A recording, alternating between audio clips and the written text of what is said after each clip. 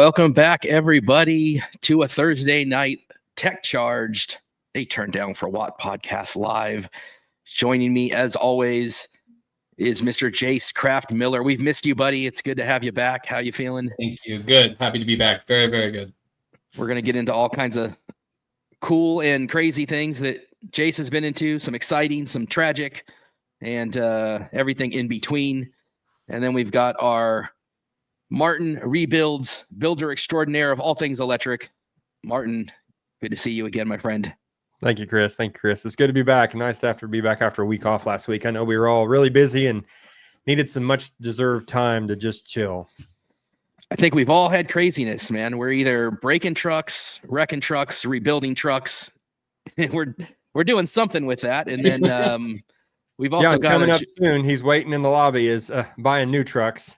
Buying trucks too, but yeah, we've got new trucks bought, new trucks maybe being bought, and old trucks, all kinds of crazy, guys, all kinds of crazy to talk about. So we did have to take a hiatus for a week, but then we've got Patrick, friend of the show, who's coming back to give us an update on his truck. And each of us has our own bit of drama and chaos, so we are here tonight to talk all things electric truck. And it should be a good time. Do we want to pop Patrick back on here? Or but let's bring Patrick on, and if we want, we can start with him because that way he don't have to stay the whole 2 hours. He's in Florida, so it's a little late. Well, so is Jace. So welcome. You're welcome to stay, Patrick. You're welcome to bash out if we start annoying you. But it's good to have you back, man. Welcome. Thank you. Thanks for having me. So I was half debating if this was going to be, what were you thinking buying another GM EV product, but we'll see how that goes. No, that was just me offline yesterday. Last I heard, Patrick, the bow tie was falling off the front of your Chevy Silverado. What is the latest, and what crazy choices have you made with? So we're going to go through it. We're going to go through GM, Ford, Tesla. We're going through all the trucks today. So everything but Rivian. Rivian, I think, escapes today. But let's start with they say Mary led, so let's lead with Silverado, right? Like, what's the latest? Well, hang on. Let me give you the backstory on the Silverado. So, do you know what's in my fleet currently? You have a Lightning, you have a Silverado, or 3, depending on how many you've broken by now. you have a Tesla Cybertruck, or you had one? I looked at one. I didn't bring myself. It's a little too polarizing for my tastes. I'm a fairly conservative guy, and I mean, I looked at one, I drove one, I got the offer for free supercharging, but from that aspect, I just couldn't pull the trigger. But just so you guys know, I have 3 e-transits. 2 of them have over 200,000. One of them has 250,000 miles on it, and it just had its first module failure. So I had pretty good luck with the Ford EVs. I run a fleet of Nissan Leafs. There's a Nissan Ariya in the mix. Oh, nice. I've got a Mach-E personally, a Leaf personally. We have 3 Lightning Pros used as police responders. Oh, wow. And a Lightning E-Motors E450 shuttle bus. So we've, You got a picture of that one? I'm not even familiar with that one. I can send you a picture of it. That would be cool. It's an on-campus shuttle, and considering it just runs around a campus all day, racking miles on, the electric's perfect for it. So the reason for the Silverado was we do go. And we do tow. They are facility vehicles, so we needed something that could pull a trailer, and round trip, it's over 200 miles from our furthest campus to furthest campus. So we started looking at the Silverado EV, and typically what I do is I purchase it myself, my own money, and I can truly decide if my facilities personnel can drive it without the learning curve, right? And that's why we settled in on the Ford products, because the in-vehicle navigation, the charge routing, the plug-in charge makes it that much more seamless for a non-EV driver. to transition. Oh, I forgot. I got 2 ID4s also. Forgot about those. You got like a Jay Leno's garage of EVs over there. Patrick's garage. So I have a Coyote swap. We're EV swapping a Amphicar using a Nissan Leaf powertrain. So, I mean, that being said, I bought the Silverado. It was a 4WT 2024. And when I traded the Lightning in for it, before I even left the dealership, I hadn't driven it. They had backed it up. I shut the front after putting my tools from the Lightning into the Silverado, and the Chevy emblem fell off in the dealership. a harbinger of things to come. Oh man, that was the sign that I should have just said nope. Right? Drove it home, found the back doors, and this is a typical problem. You can search on the forums, and a lot of people complain that the rear doors wouldn't show if they were ajar or not, and it wouldn't bring the interior lights on. So if you were opening the back door, you couldn't see what was there or anything else. Ultimately, what happened was the second day I owned it, one of my guys had put my bag with my laptop in the back seat and didn't fully shut the door. I didn't know. He didn't know. He pulled the truck around, made a sharp left, and everything in the seat fell out. And then he ran my laptop over. So that was a great second day. Day 3 at 312 miles, I went to go fast charge. The high voltage tie contactor welded shut. And then at 312 miles, the truck had to be towed. So that was all within the first 2 days of ownership. This 25 LT, I just passed 500 miles. I got it. It was delivered to my office yesterday with 6 miles on it. I've managed to put 500 miles on it in 2 days. I have fast charged so far. I mean, the Google in route planning and all that's still a little iffy, but this truck is actually pretty decent. It's actually all bow changed ties my are mind. still on. Yeah. I'm sorry? All bow ties are still on.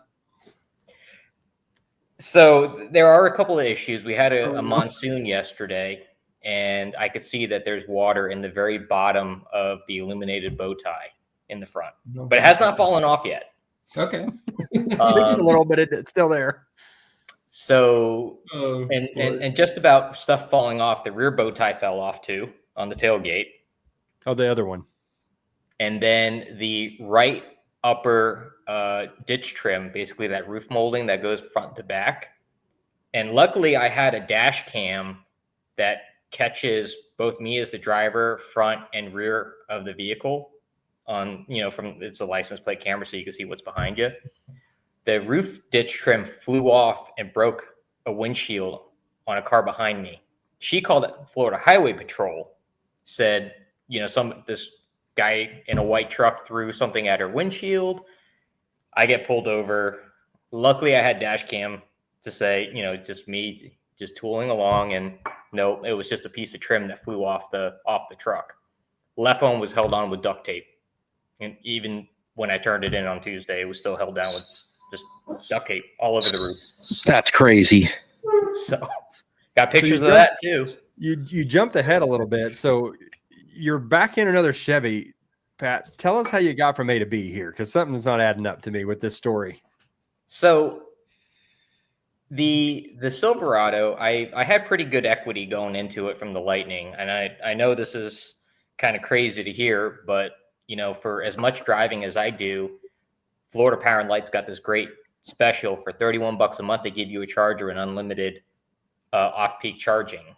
So I take full advantage of that. I mean, I've got all the history. In fact, my Florida Power and Light rep called me and said, "Hey, do you like the program?" And he ended up with a Hummer, the SUV, the EV SUV. And his Hummer was in the dealership for a high voltage issue the same time mine was. But rolling back to your question, how did I get there? I got my fleet dealer. I ended up canceling an order of 8 Chevy Equinox EVs because I was just getting the absolute runaround from GM, and I was ready to purchase Mach-E's. Just the sheer treatment, right? And I did not want to I didn't want to put my business in the same predicament where I was in, where I was without a vehicle, no loaners, 97 days in the shop. Well, I take that back. There was a loaner the first time I was in the shop, but the consecutive repairs 6 times later, I've never gotten a loaner, and I've either driven my Mach-E or a 94 Explorer, which still reliable. But ended up going to arbitration, did the lemon law buyback. Got denied the first time with GM with, they sent me a letter into the state arbitrator that I'm to continue to work with my dealer for warranty. After 30 days of your truck being in the shop, you're making payments on it and you don't have use of it. You come to the point where your frustration level builds, right? And especially as much as I drive. So ended up going back to arbitration, and I had everything documented, every service visit. I had videos of everything that ever went wrong with this truck while I was driving it. And I ended up uploading many, many videos to the state arbitrator for them to review, documentation from GM where they said, there's nothing wrong with the truck yet. I think I sent Martin you some video where the truck just wouldn't move my trailer with the trailer attached. It wouldn't allow the truck to use more than about 20 kW. That's all you saw on the dash, and just wouldn't move the trailer. And ended up yanking it with a Lightning to get it. It was sitting in a spot for a little bit. Ended up yanking it with a Lightning, and it broke it free, no problem. And I just see what happened. Put the trailer back on the Silverado, and then I moved it then. But I don't know if it was its version of traction control or trying to protect itself, but it absolutely would not move this trailer. But I had all that documented, fully uploaded it, and it wasn't until that did they agree to do the buyback. And because of the mileage I had put on the truck, they came back and said, you owe us about $12,000, which irritated me even further. So at that point, I canceled my order.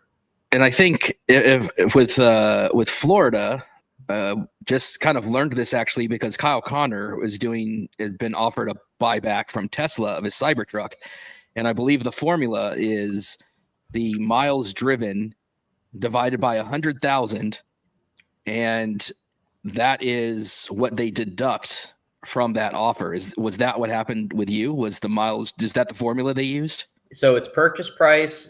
That's part of the formula, right? It's purchase price with a multiplier divided by 100,000. The problem is I use my truck as a work truck. I piled the miles on, and they had asked for photos. And the day that they asked for photos, I tried to clean the truck up, but I was on a job site, so it was a little muddy. They were docking for damage, which was just dirt. So went back and forth, and when I canceled the order, my fleet dealer got involved because I canceled my order, right?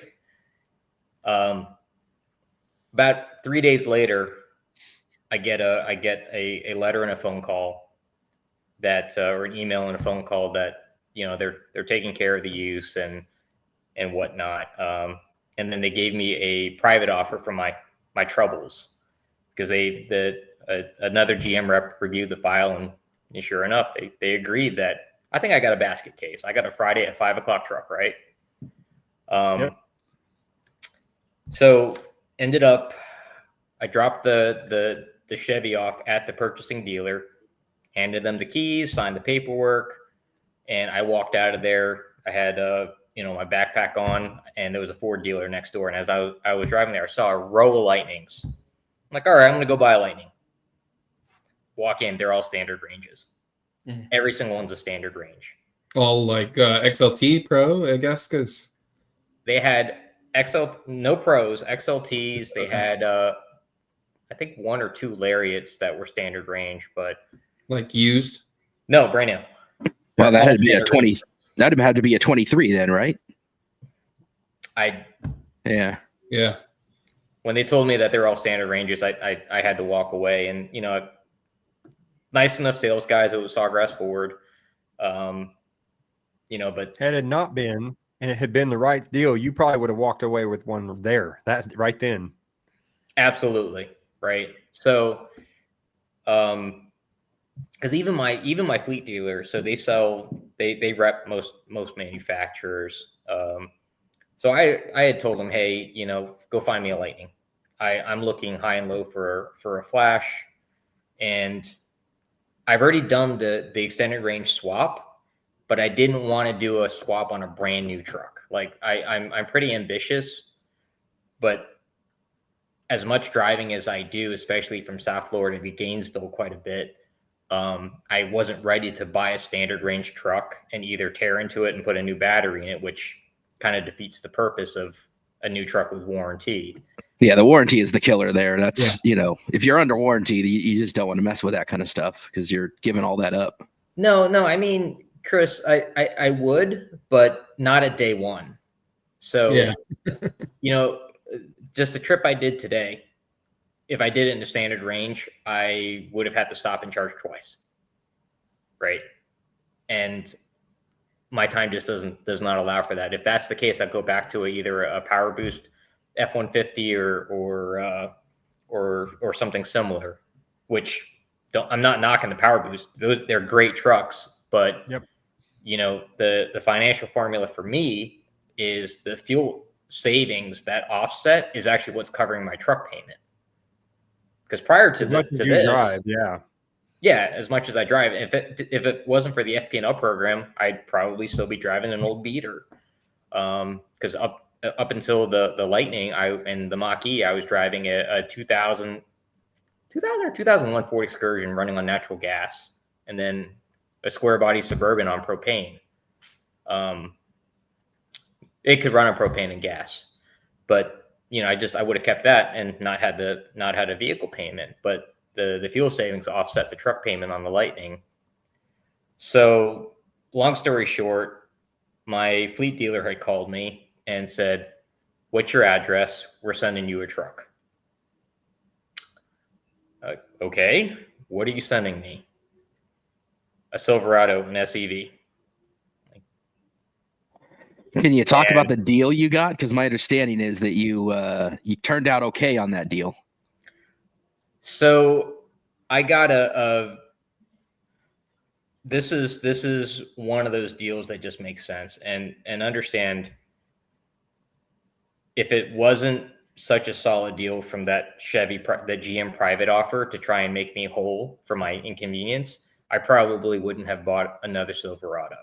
I probably would have waited and found an extended range Lightning, just because it's tried and true. I put 140,000 miles on my truck in 27 months. Clearly, I drive a lot. The Lightning, wiper motor recall, taillight recall, and it went in for, or the taillight bar. Yep. And it went in for, Ford Mobile Service came out for the charge port software, the software update. 3 sets of Michelin tires. That's all I ever did to that truck. That's it. What year was it? 22. It was 22. Early 22. Wow. Good for you, man. My truck was solid. I never had a problem with it. Mine too. Mine too. Mine not so much. Well, our other one's still doing great. Our extended range Lariat, we have had zero issues with it as well. And we have 40, I think it's at 46 or 48,000 miles now. No, I've got I had 141,000 on it when I turned it in. Amazing. That's awesome, man. I had such great luck with the truck that one of the contractors that does a lot of work for me, he had a Rivian, sold that, and he bought a white Flash, and then now he's got a carbonized gray Lariat extended range. We put my code inspector in a carbonized gray XLT. That's that standard range one I was telling you, Martin, with onboard scales and max tow. Yeah, never see that. I've never seen onboard scales and max tow on a standard range before in that combo. And it's carbonized gray, 9.6 kW Power Pro on board. He did a 0 down lease for $350 a month on the thing. 10,000 miles a year. That's crazy. It's when this was before the Ford, the employee pricing. Pricing. Yeah. This was when, Ford was just blowing these Lightnings out. And I'm sure I could get a great deal on a standard range right now, since there's a ton around me. Oh, yeah. But he went from a Chevy Colorado that he was having transmission problems with, and he went into the Lightning, and he's saving about $100 a month on his car payment from a base model Colorado too, of all things. So I know I digress. I'm telling a story here, but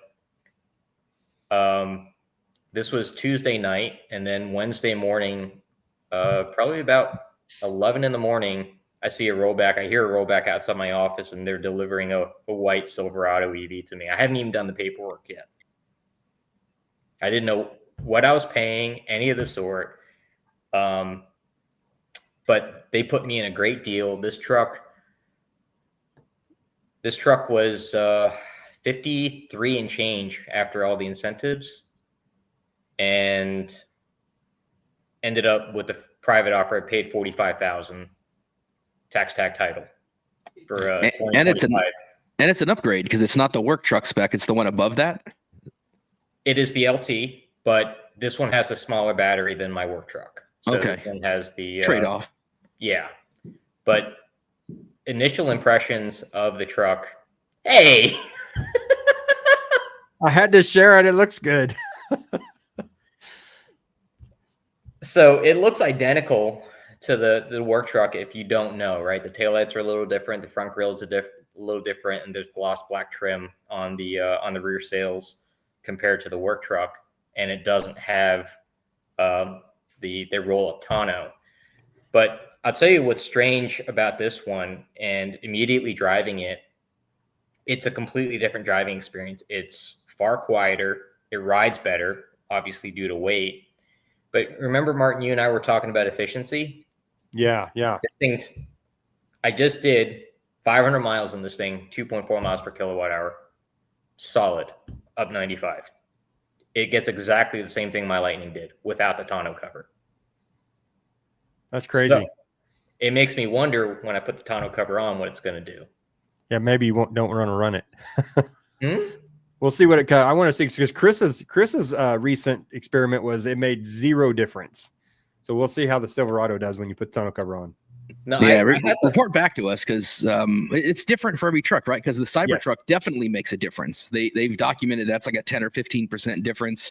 And this shape with that unibody kind of shape to it, it might make a considerable difference compared to the shape of the Lightning. So it'll be interesting to hear what that comes back as for you. Yeah, I'm very curious to see because my 22 was 2.2 without the tonneau cover, 2.4 with the tonneau cover on.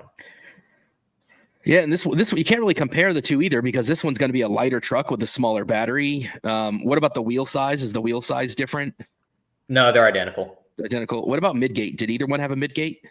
No. So the WT doesn't get a midgate, and I did not get the midgate package on this, even though this one does have the tech package, so it has the review camera.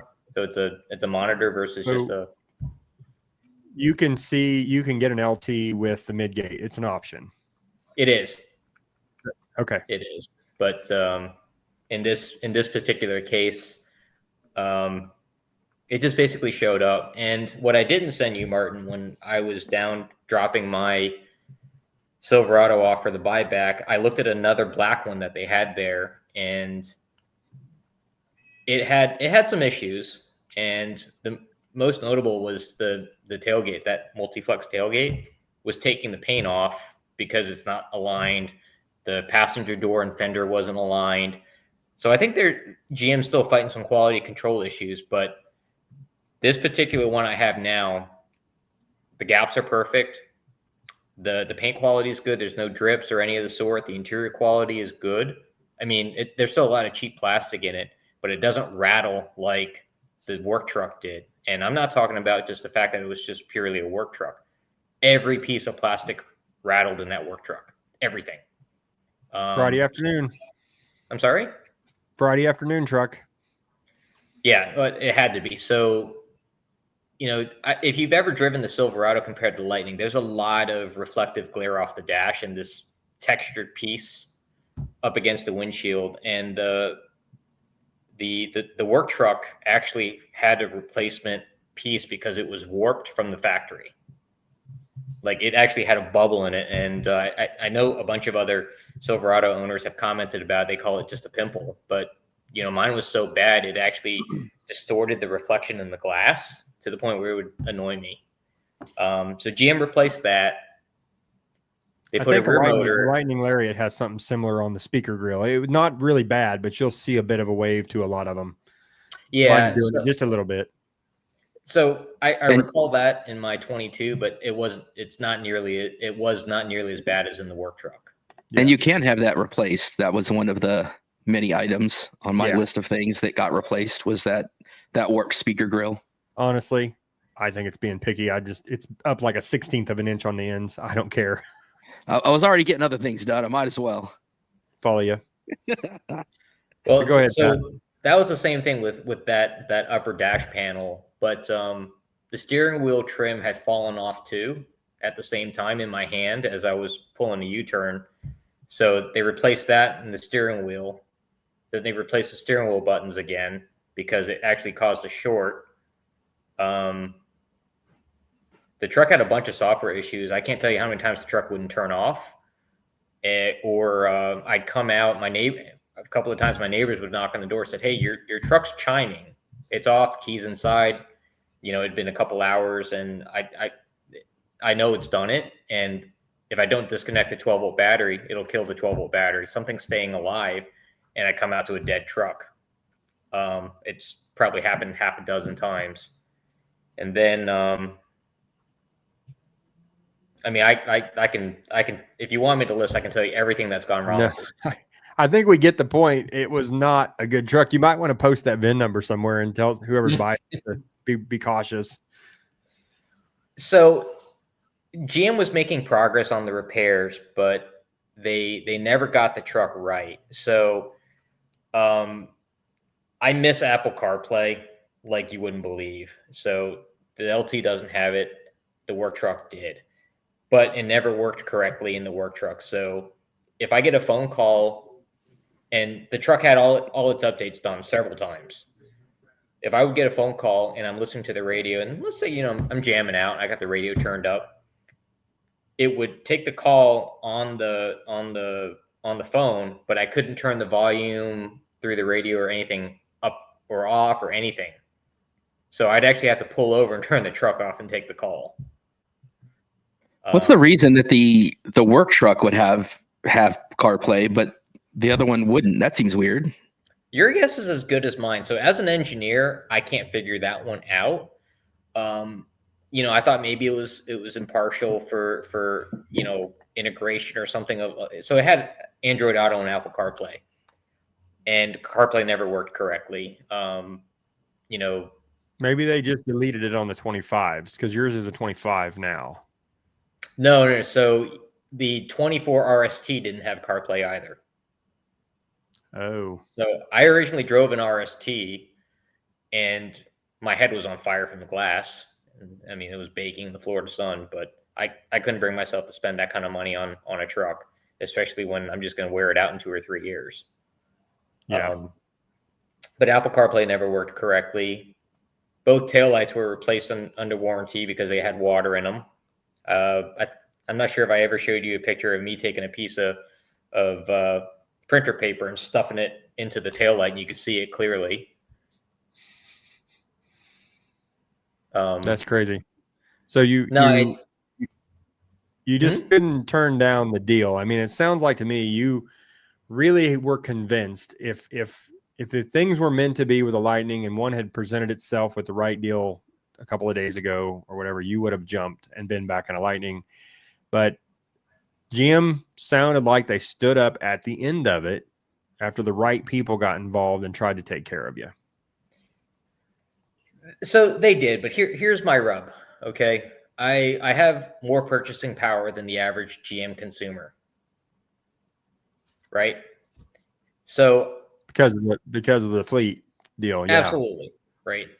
And I know GM has been taking notice because I've transitioned more to a Ford fleet. I have a couple of Chevy Express shuttle buses, cutaways with a 6.6 gas engine in it. and they've had a bunch of electrical issues, so much that I've gotten rid of one of them just because it's sitting there not being able, couldn't put it on the road. Meanwhile, I've got e-transits that we do nothing to them but tires and do the inspections. They charge them, they fast charge them 5-6 times a day, and they just pile the miles on them. I mean, clearly 250K. And even so much that Ford was helping us out on the module replacement, because I think I've got one of the highest mileage e-transits, but the fact that they're helping to subsidize the repair cost just means Ford stepped up and they want to keep us as a customer. I don't want to use that as my personal, but the fact that the dealer actually went out and said, hey, listen, this guy is getting the runaround, his local dealer. And here's the thing, your local dealer, whatever dealer you buy it from and you service it, can make or break your experience, hands down. Absolutely. Right. So the dealer I had, the first time the truck went in, which was at 312 miles, I got towed, they gave me a Cadillac Lyriq. And then they got very irritated at me to the point where I had to pull their contract for the loaner because it didn't have a mileage limitation, but I put 3,000 miles on it in, just 2 weeks. So they tried to charge me for the mileage. That didn't go over very well. But just sucks to have to battle every step of the way. It's exhausting, right? It's the constant. Absolutely. Yeah. It's mentally draining. I already have a busy enough life. Work is very, very stressful. And I'm not known to have car problems. I never have car problems. For me to have car problems is more debilitating than anything else. So I feel slightly concerned for the people that are buying a GM. And I know there's a couple of guys on the forum that have reached out to me asking how did I get around this, because they're being denied buybacks and everything else. I feel bad for those people because GM's running them over just like they tried to do me. And it wasn't until somebody else stepped in, had a conversation with their buyback acquisition team, did they finally step up to the plate and take care of me. And I wasn't expecting a free replacement truck or anything else. I didn't have a problem paying for the miles I put on the truck, but I thought I thought their first offer was grossly unacceptable, right? Unacceptable. In the state of Florida, you can go back to your arbitrator if you don't feel it's fair, but you shouldn't have to go back and forth on the negotiations, right? It should just be simple, cut, dry. Here it is. Here's a check, or for people that are underwater, maybe the other way around. But here's a check. Hopefully, we can try and put you into one of our products again in the future, and change your opinion, which they did. But I know a lot of people are still soured by it, and I'm not the only one. I think I've had a conversation with at least a dozen people that are in the same boat with either their RSTs or WTs. I mean, I remember pulling up to a site one time at a substation, and Florida Power and Light thought I was one of them because they had bought a fleet of WTs, and everyone was in the shop for service. They thought I was one of the supers because the supers had them. But, that's a little disappointing. And I really expected more from a legacy car manufacturer, right? I mean, GM's been around for a very long time. Now, maybe I got a fluke for the Lightning and my Mach-E and my E-Transits that I've had such great luck with them.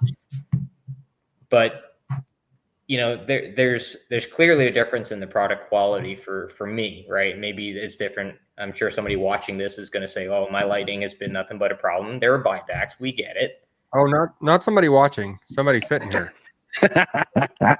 Yeah, I'd love to see data. I wish maybe somebody will gather data at some point, because it's tough for us because we are so close to it. We have so many people in our orbits, and especially between the Facebook groups and Reddit and the YouTube channel and the podcast and X and Threads, right? If you take all these different things, we disproportionately see the worst stories on the worst experiences.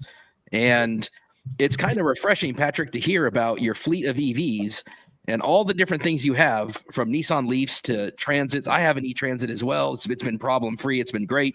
And the Lightnings and the Silverados. And then you've got the horror story of the Silverado, but I have almost a parallel horror story for in almost every regard. And then we have plenty of people that have been on the show, from Sergio to Will F the Pump, who have had their. Sorry to interrupt. Was that the same Sergio that had the charging issue with his Silverado too? Yeah. So he's had issues with the Silverado. He's had issues with the Cybertruck. He had a buyback on one of his Cybertrucks, one of his two, Sergio. We need an intervention, Sergio. If you're listening, if you're not, you should be. If you are, we might need an intervention. And then Will just had his buyback done, and then we talked earlier about Kyle having his buyback approved. He's still deciding whether or not he's going to execute the buyback, because his truck, even though he's in Colorado, is registered in Florida, so it falls under the calculation, same one that you had, Patrick. So kind of like you said, there's a pretty decent penalty with the amount of miles that Kyle's already driven on his truck in only a year. So yeah, I mean, we see a ton of issues. I mean, there's not a week that goes by that I don't see somebody with a Lightning issue or an update that bricked something, or right. We see all of them. So it's hard to get proportionate data on how much of an outlier these things are, because we see the worst examples from all the brands. Honestly, I can remember there being a Rivian story. It's probably been a year now, where they did a software update and it bricked like most of the fleet. Like anybody who did a software update, it bricked them, and they've learned from that, right? So I don't think any of the manufacturers have gone unscathed in one way or the other. There is a story that doesn't reflect well and gets amplified and magnified and exaggerated and hyperbolically, breathlessly talked about among those that hate EVs. Which makes it hard. It makes it hard to, I'm hesitant to share the story oftentimes, because I don't want to feed into that, and Chris, it's interesting that you're saying this, because I get messages now, if not weekly, almost daily, from viewers, people that I consider my friends now, that have started message me, lots of guys with an issue or this or that. And I hear so many of module replacements after this, or module replacements that, we'll only charge to 66%, or we'll only do this, or we'll only do that. And here I am on my third rebuilt Tidal Lightning, and I don't have any warranty. And I just think, when's the day coming that I get this 66%? But I'm not so far. I mean, everything with these trucks, knock on wood, has been, really solid. It's difficult to not let that weigh on your mind. But if you get on the internet and you go looking for problems, guess what you're going to find? If you get on the internet and go looking for anything, you can find it. So no, listen, I absolutely don't disagree with you. It's about the experience. Like, I'm not anti GM. I was just extremely frustrated with the way this was handled, right? And I should back up. Yeah. We had a Blazer EV as a test mule. It had to leave because it broke. I did buy one Equinox. I'm sorry? Your EV fleet that you had on order, what happened? Is it still, or are you Mach-E, or can you even say that yet? I'm not going to comment on that right now. So pricing. We'll hold that one for a couple of months from now. Well, so listen, it's my buddies across the street. My best friend and his kids live across the street. I put his, he's in a hybrid, plug-in hybrid Pacifica. The oldest daughter's in a 94. The youngest daughter's in a Mach-E, and the ex-wife is in a Kia EV6. I put my uncle in an EV9. I've got experience with them all. The ownership with my particular GM and the Blazer have not been. Now, granted, we know the Blazer was a stop sale, right? That happened. Yep. GM had a lot of early problems. A lot of that was software related, though, and since then, I think they've gotten a lot of those software issues ironed out, and I mean, the Prologue, for all intents and purposes, is a Blazer, and it's one of the top selling EVs now, right there, right behind Mach-E. So I think they got off to a rough start. No, they did, right? We absolutely know they did, and and this is where vertical integration comes in, right?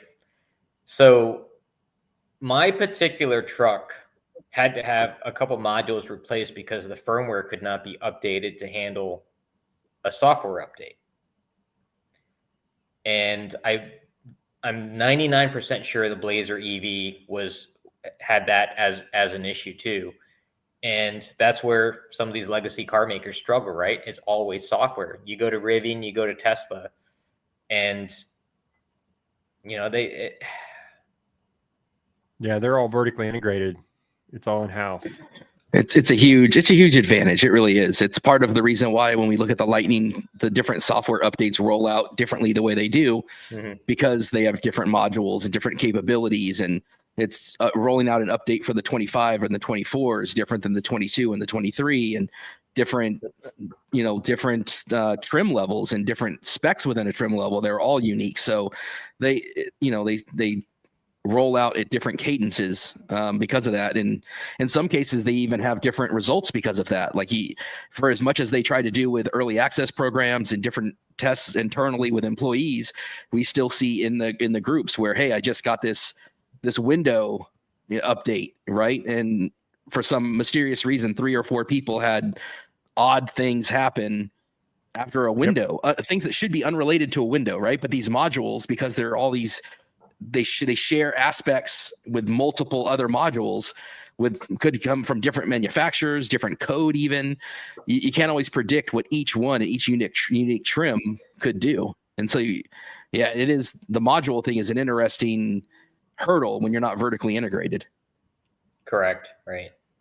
And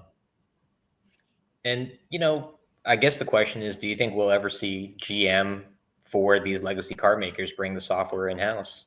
Ford for sure. Ford already has, pretty much. Yeah. In many ways. Yeah. The future one for sure. Yeah. I think you have the current legacy situation. And I don't want to get on too much of a tangent here, but there was an interesting part of a conversation that Out of Spec and Kyle had with Lucid, and you never know. You take it for what it is, but Lucid made a comment that when they signed up for Tesla supercharging, there was a commitment that had to be made that by 2027, everything had to be transitioned to NACS. And so that was an interesting comment, because that would imply that I've always said I didn't think the Lightning would get NACS until they had a different generation kind of come out there, because I feel like they're not going to want to put money investing into harnesses and hardware. I think they already had a supply chain and commitment of supplies that was greater than was sold, right? Because I think initially they were thinking, we're going to sell 100,000 of these things. So I think a big part of the power promise is, hey, we've made all of these Charge Station Pros that are built. I'd be curious if somebody got a new Charge Station Pro, open it up and see if the date is 2022, and see if all of these were manufactured and inventoried. And you can't be giving away Charge Station Pros if you've got NACS connectors. I will tell you right now, Chris, I've got one in my office, and no, it does not have a 22 build date. It's got a 24 build date on it. That's interesting insight, right? So that means they're still building them fresh. That is what I kind of had heard, that they were, and that some things had been fixed internally. That's cool. So that's good to know. I'm biased, but I think it's the best charger they've ever made of all of them. And just you love it. I'm one of the. There's not a lot of guys that say that, but I'm definitely one. You should share the picture of your. I don't know if you want to share the picture, Martin. Martin always going the extra mile on things, but you came up with a unique thing with the Charge Station Pro. I'll pull it up while we're talking here, but we have several Teslas sitting here now to rebuild, and just a little cheat forethought here. Another one coming next week. We bought another Tesla, Chicago car, but yeah, I'll share what we did, and I don't think I've posted the line yet, so this will be new for everybody. But if you take a Ford Charge Station Pro connector on the end, and you basically you know, you can put this very elegantly and, you know, cleanly cut this, or you take your hacksaw and you go to hacking on it. However you want to do it. I don't care how you get from A to B. You can trim out this section in here. And once you do that, let me see if I can do this picture without showing. Yeah. You can put the Tesla adapter that comes with nearly all the Teslas out there, or the, you know, that I can charge now our Tesla with this Ford Charge Station Pro. There it is plugged in a Model S. Now, I don't know if you can see in the picture, there's not very much space right here between the car and the adapter. So I did have to trim off that bottom part as well, about 1/8 of an inch. Now, for everybody out there who's going, oh, I'm never taking anything to this and all whatever, it was unplugged for one. Number two, that bottom part of that Charge Station Pro is simply for home power backup. So if you've got home power backup, don't go hacking on this thing. But I'm never going to use that. I've got the charger in the bed. I've got my generator inlet. I don't need any of that. So I did the cutting, got the adapter hooked up, and it charges the Tesla up at the house now. We have a charger on our house, and we have a charger out at the shop. And my daughter charges her Model 3 at the shop, and it's always taken up. So I never can get to find a spot to charge my Teslas when I'm working on them. So I wanted this to be another option. And my wife and I don't drive 100 miles a day or 150 miles a day like my daughter does. So this was a good little modification for us in our situation to be able to cut this out. And so if anybody's wondering how I did this, with an oscillating tool, just a Milwaukee oscillating tool. I was very cautious of where I cut. You just have to get that to where that thing will fit down in there. And you could have cut on the adapter as well and not cut this and made it work that way too. But I used the adapter in many other places. And to be honest, I could cut those whole bottom part off ours and it would have been fine. So anyhow, yeah. And I'll just say that's done for entertainment purposes only. And he only charges his cars in Mexico. Only in Mexico, not international waters. I'm not suggesting anybody go do this. You do this, it's on you. I mean, but I did mine for our situation, and it's fun little project that allowed me to do something that I wanted to be able to do. Did I send you 2 J772s, or did I send you 1 J772 and 1 NAX destination unit? One of each, and I'm going to put one on the house. I just haven't yet. That's why we were speaking of this for everybody out there that has one charger and wanting to do two. If you buy a Tesla wall connector, you can power share the existing ports that you have to that. If you put the little amp connectors on your wires, it will pull power back on that. So you're not overloading the circuit. And that's what I plan to do. So I don't have to run a whole nother set of wires. Because we had to run 100 foot of number 3 wire. Shout out to Grizzly though, and United Chargers. You can also buy a Grizzly Duo, which I will say we love, and have had zero issues with it. So I would definitely recommend that to people as well. If you're looking for something that it's not able to be hardwired, but if you have a 1450 and you have a heavy duty, very important outlet in Hubble, Bryant, one of those two, make sure you have that. If you don't, get that Electron one or whatever it is, Electrum, whatever. What's the company called? That? Yeah, get them out of there. And Leviton, yeah, get them out of there. And I guess they do technically make a heavy duty EV charger or outlet now. It'll have the little green. Yeah, it'll have the little green logo on it if they're EV ready. Pat, you can speak to this way more than I can, but.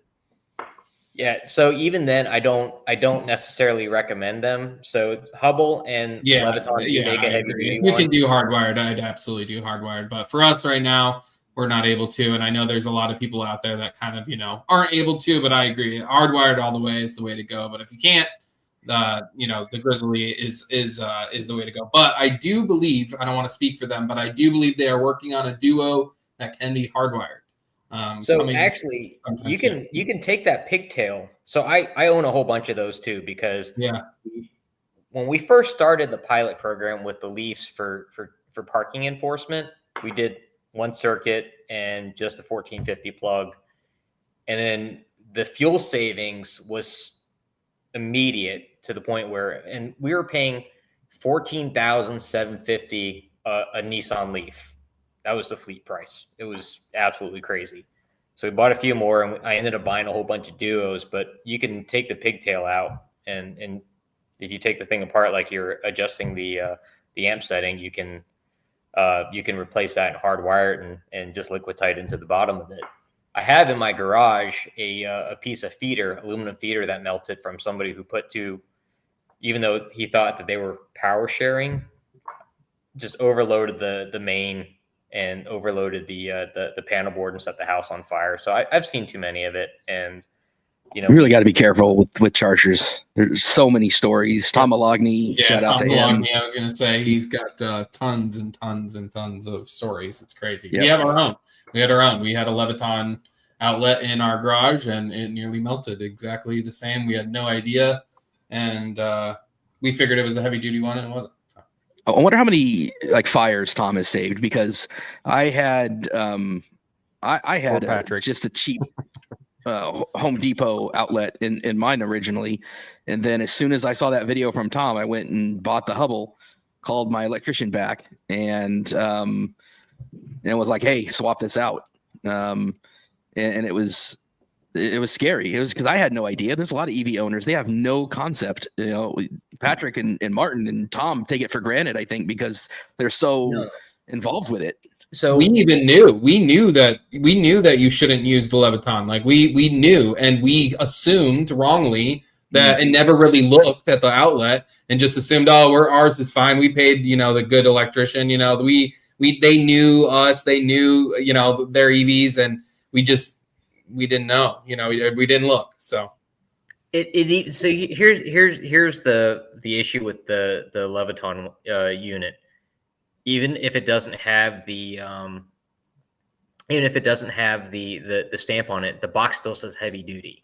And I'll tell you, if you think that even a professional knows the difference, I'm gonna leave his name out of it. But my code inspector, who we just put in, well, not just, it's been a couple of months now, in the standard range Lightning, he was doing his charging circuit in his garage, and he's the code inspector.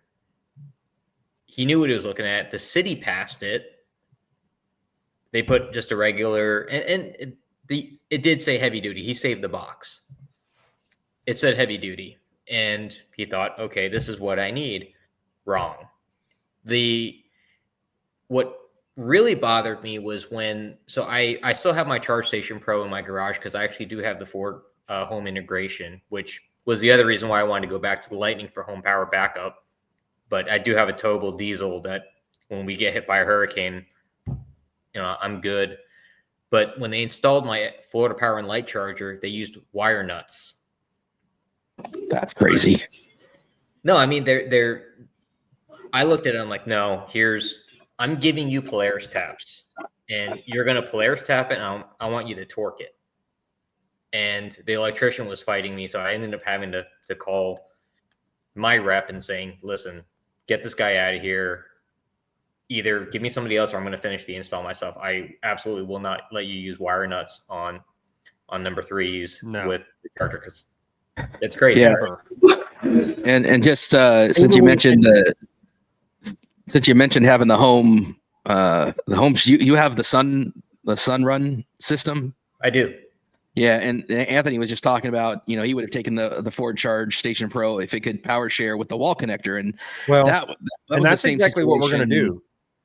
They don't. That's why I was they talking don't about. interact. Chris. We're going to do that. Interact. So we're going to do that, but differently, right? So Pat sent me a couple of Tesla chargers that he had left over that I'm gonna use one and power, and effectively I'm building my own kind of power share. I'm going to use the Tesla wall connector on the same sub panel circuit as the Ford Charge Station Pro. You can add, and to Pat, I'm going to screw up the terminology here, but you can add basically load sense wires that the Tesla wall connector will detect and say, okay, you're putting this much amperage through it, I got to dial back my power. And basically, I'm going to run a Tesla wall connector and a Ford Charge Station Pro off of one number 3 wire circuit, 100 or 80 amp, 100 watt or 100 circuit breaker, 100 amp circuit breaker. But I'm going to dial back my Ford Charge Station Pro probably to about 55 to 60 amps, because I don't really need it that 80 amps all the time.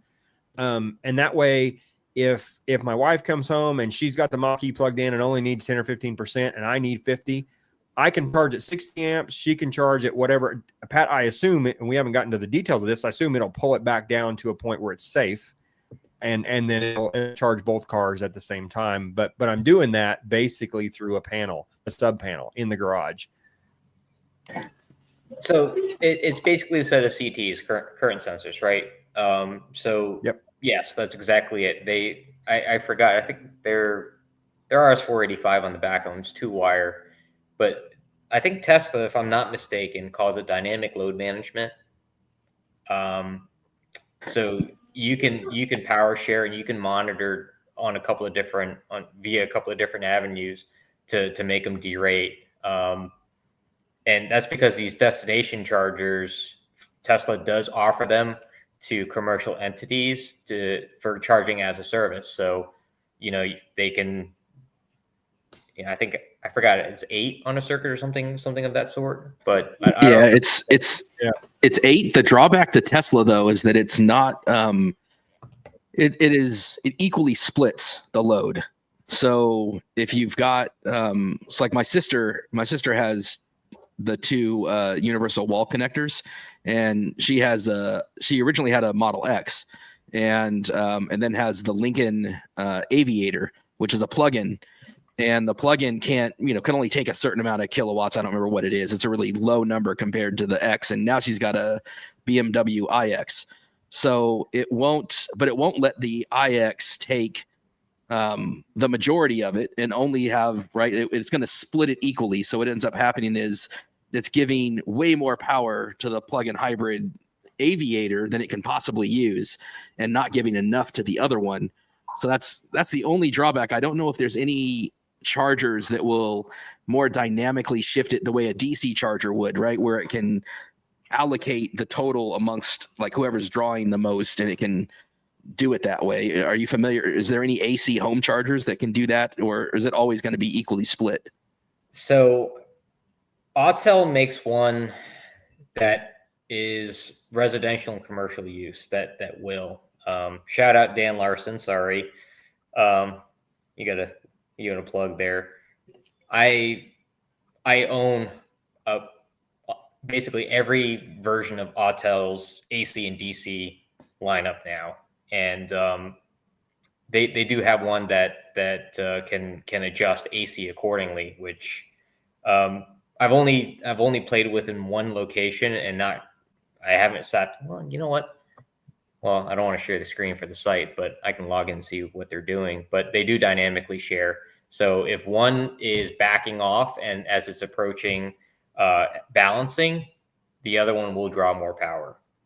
That's cool. And yeah, shout out to Dan Larson, who Josh, Jesse, and I got to meet at ACT Expo, and it was really great, and took us all to a dinner with Autel. So great guy, Dan, an industry expert who definitely knows his stuff. So little story about my run-in with him, and you want to talk about great support from Dan and the Autel team. He was getting on a plane. I was setting up my new DC Fast,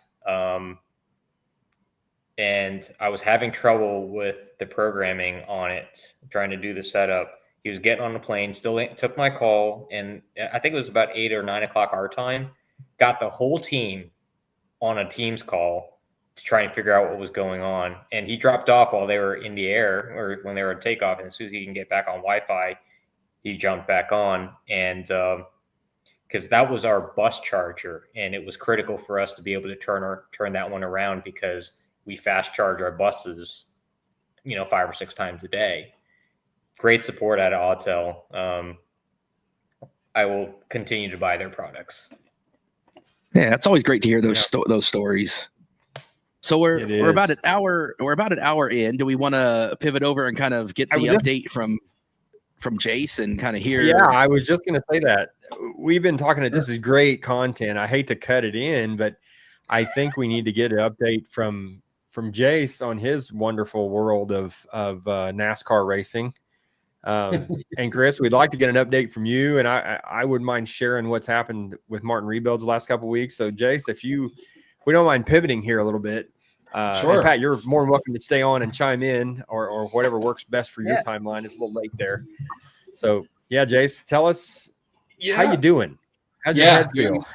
Yeah, head's good. I got my first haircut today in a couple of weeks, so I'm feeling good.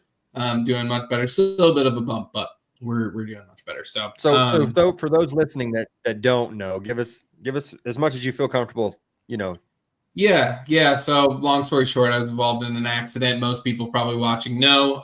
Truck on the Ohio Turnpike. So it was a high speed kind of accident. I hit the wall. Like I said, truck was totaled right away. And I started looking right away, to be honest with you, because I was a little nervous of kind of the timing. I knew we had to be somewhat close to 25. I didn't really know, but you could see on the inventory that things were really whittling down when it came to the 24s that were available. So I knew I probably wasn't going to find a Lariat with a Pro Power option. There were a couple around, but unfortunately, that's that tough, weird spot where the Lariat, they're not optioning Pro Power on it, which is unfortunate, but maybe hopefully can be looked at in the future. But yeah, so I honestly started looking at Platinums because that was what was available in the area. And there were quite a few of them, not a ton.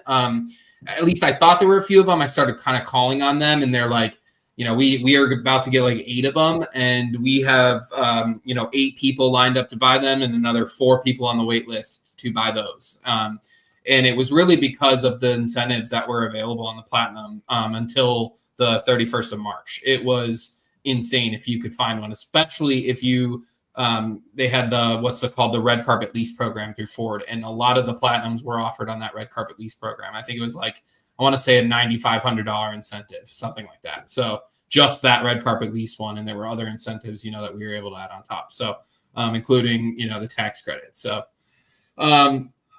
so we got really lucky that I started calling around dealers, and I found one here locally, actually, Nick Mayer Ford West. Shout out to them, because it was easily the best buying experience or leasing experience that I've ever had. Within 2 days after they totaled my truck, they said, hey, we're actually getting 8 Lightning Platinums from, I think they were supposed to go to like North Carolina somewhere. I never really found out exactly what state they were supposed to go to. And they're like, we're doing really well with EV because we're literally, and when I say literally, they are literally right next to the Avon, Ohio plant that builds e-Transit and will soon build, I believe there's some other new EV coming from that plant. So they have a lot of engineers there and other people that are really interested in owning Lightnings and Mach-E's. And so they've been doing really well with EVs. And so they decided to buy some from a dealer that didn't want them.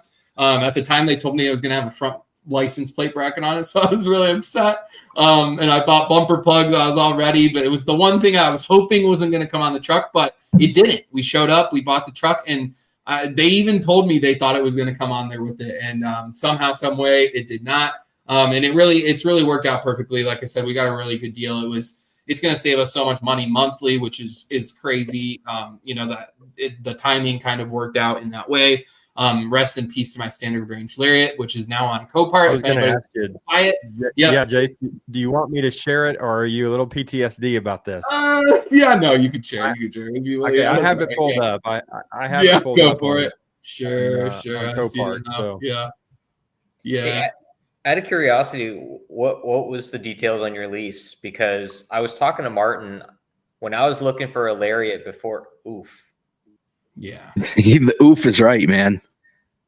Yep. My cousin actually works at this Copart, and went and saw it today, and said it looks pretty rough. But yeah, that was. I think it looks great. I like this is right up my alley. Martin sees it and he's like, I know. And people get mad at us because we're like, we love hailstorms. That's money to us. Yeah. I'll tell you why I said oof, Jace. It's the extended range pack that was in my 22 Lariat came out of one that we had wrecked, or not me, but a driver had wrecked. And I will tell you one thing. The Lightning is a tank, and it can take a beating. No doubt. Absolutely. You couldn't tell, but I hit the wall at about 65, 60-ish in this truck. So, being aluminum, they still take a hit really well. It's surprising. I actually would love to see one of these be put through the same test that Whistling Diesel did to the Cybertruck, because I beat the living bejesus out of my 22. It pulled. It never gave me an issue. I think it would hold up a heck of a lot better than the Cybertruck, and at least in the tug of war. Yeah, I agree. Yeah. So the lease was great. No, it was we put 0 down, 15K miles. I think we ended up doing 39 instead of 36 months. It's in the 6s every month. They ended up throwing in like a wear and tear coverage for $700. They had a bunch of certificates or something, and they were like, "We'll lower your monthly payment to include the wear and tear coverage." We were like, "Sure. What's the catch?" They're like, "There's literally no catch." We're like, "Awesome." He's like, "It's the end of the quarter, tomorrow, and we're just, we've got everything available at our disposal." So, it was a great deal. Antimatter blue. I really kind of wanted black again, to be honest with you, but the antimatter blue is so growing on me. I absolutely love it now. It's got just a little flair to it. So you're killing me, man. Jealousy right there. Jealousy. You're killing me. Yeah. Patrick's dream color. The Joe's truck is antimatter blue. And did you guys see the video I released where I did the paint work on it? It's a gorgeous color in the sun. You can't get hardly better than that. Patrick, just send your Silverado to Martin and have him paint it in antimatter blue. Let's get crazy. There you go. But yeah, I can get tint and ceramic next week, and so it's gonna really they're gonna do a little paint correction on it and really get it shining up. But the interior, man, wow, it's next level. I even I was originally saying the speakers are good, but they're not it wasn't that amazing. But I realized that I had my music turned Apple Music quality all the way low, so I picked it up to lossless, and oh my gosh, it just came to life. So everything sounds much better now, and the massaging seats are crazy, and all in all, it's really been an awesome truck. So I don't know if we're gonna ever be able to go back down from a Lariat. Justin's like, I gotta have one of these. I mean, there's Wait, did you get a Lariat or a Platinum? Platinum. But we had Lariats. We have a Lariat extended range still, and then mine was the Lariat standard range. So this was about the same time, and I was talking to Martin because my fleet dealer had offered me a Platinum lease, 0 down, all the incentives, and I was looking at low 6s, and then I would prepay for the additional miles because I needed a ton of miles, and then even then I was going to try and split with another vehicle. But I could not believe what they were doing on the Platinums, and I almost pulled the trigger on it, but I was waiting on it just because I didn't know what GM was doing. I didn't want to get stuck with, having the Silverado EV and then leasing a Lightning. Man, I you make me so sad right now because yeah, I'm sorry. An antimatter blue Platinum on the lot. I sat in this thing, and it was. The reality is, if I ended up picking it up, if I leased it, I don't think I could ever go back to driving a low-level truck ever again. Just like you said, I think. What are we watching there, Martin? Is that prepping the truck for?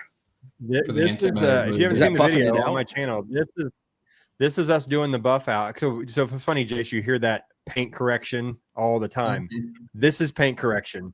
They take it, and some guys don't do quite this much, but this is where you take sandpaper, for simple terms, and you sand it, and then you sand it again, and you sand it again, and you start buffing it. I do like a whole how-to in the middle. So here's the truck. It looks like a piece of glass when I'm done.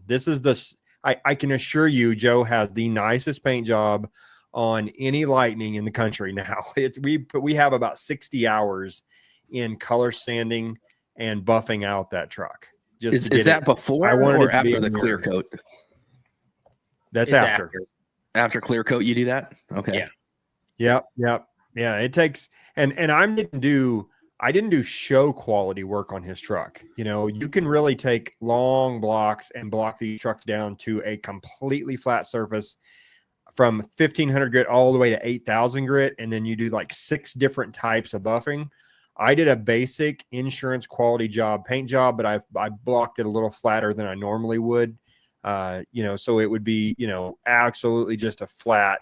I don't know if you can see it. It's showing it here in the video, but on the right is where I haven't blocked it. You got a little bit of orange peel. On the left, it is nearly perfectly flat. So when you're doing paint corrections, about how far you sand it and what media you're using to hold the sandpaper. If it's a polycarbonate block, it's going to make a block it flat. If it's a foam pad, it's going to leave some wave in it. And that's what I wanted, because I wanted the truck to look OEM, but yet be really, really pop when you walk up to it. So yeah, the antimatter blue was what I was digging at there. Really it's just such a gorgeous color.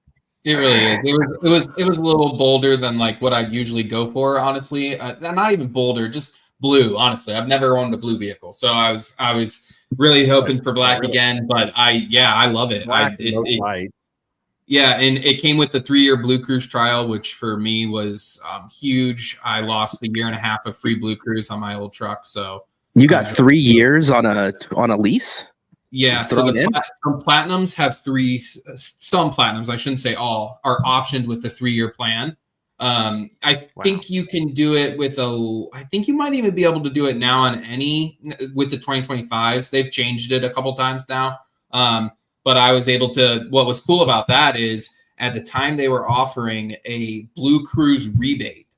So for that 3 years, so for people that ordered that 3-year package, there was a specific rebate on those trucks that brought the price down even further. So I was getting essentially like a 3-year Blue Cruise plan for the 90-day trial price.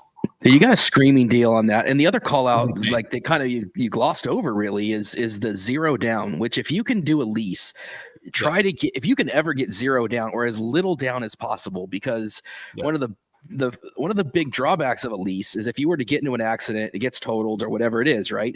You don't own it. It's not yours. It goes back to the leasing company. The leasing company's not usually going to try to fix it. They're going to just take it. And all that money down that you put on is lost. It's always a risk with a lease. Like my biggest fears about leases are always the amount of money you got to put down, and then the end of it, how much you got to pay for mileage, but you got 15,000 miles. That's awesome. Yeah. And I drive like 7 to 8 a year on our truck, because we put all our miles on Justin's truck. But with the thought process was, we're going to start to transition away from putting he'll naturally, because he drives to work every day, 20 miles each way, he'll naturally put more miles on. But, we were, as you guys know, we were standard with our standard range area. We were taking that on trips almost all exclusively. And even with those trips, I only put 8,000 miles a year on it. So now with the 15, we've got the heat pump, the extended. Now we have 2 extended range trucks. Going up north is going to be awesome with this truck with the heat pump. That's a great deal, man. Yeah. And you hit the trifecta, man. You didn't have to put anything down, right? You got a great price, and you got your Blue Cruise and everything included. Yeah. And then on the back end of it, you've got the wear and tear, and you got the big mileage. So every concern with a lease has been addressed in the deal you have. You have the wear and tear at the end that people get dinged with. You've got the high mileage that people get dinged with.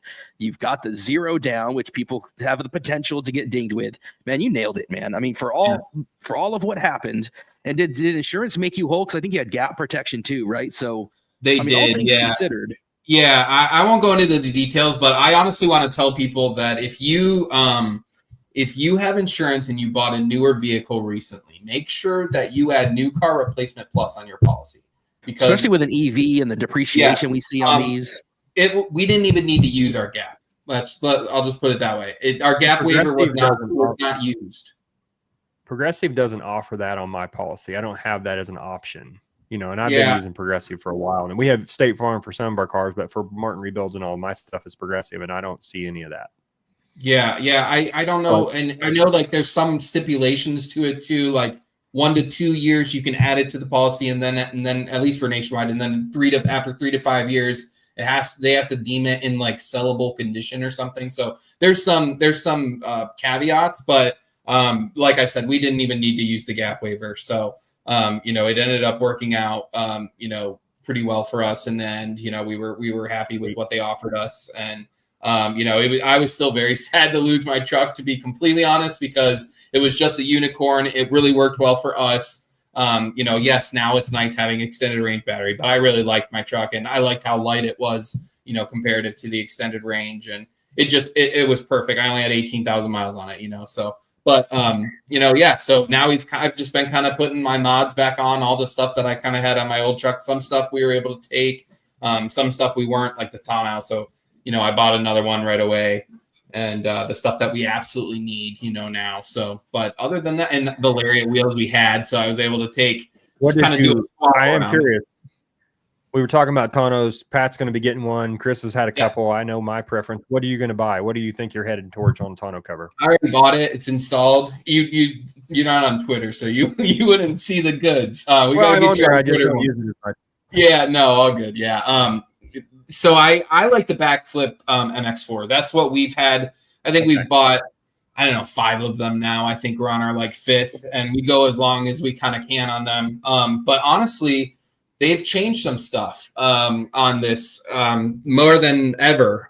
This new one that I got, they no longer have the bolts up front near the cab that go through to hold it on. They have like a clip style underneath. So that was really nice.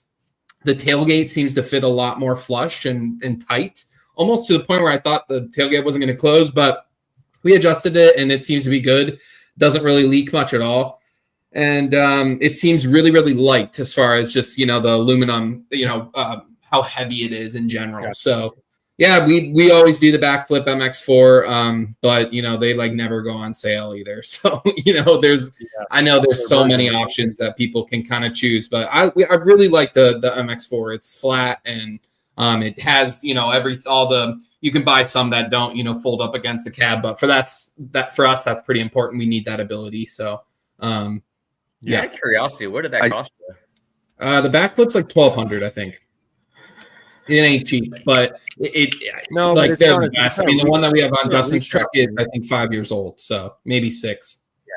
Yeah. Sorry, Mark. I'm a retract fan. I've had 2 or 3 of them now. I put one on Joe's truck just because of the hard capability. If you're not a person that uses your truck every day all the way to the front, that canister doesn't get in the way for me. There's a couple of times when I thought I needed it, but I always just pull a trailer anyway. So for us, in our use case, that works great. But they're like, $1,800. I think the power one's like $2,500. So a lot more money. Yep.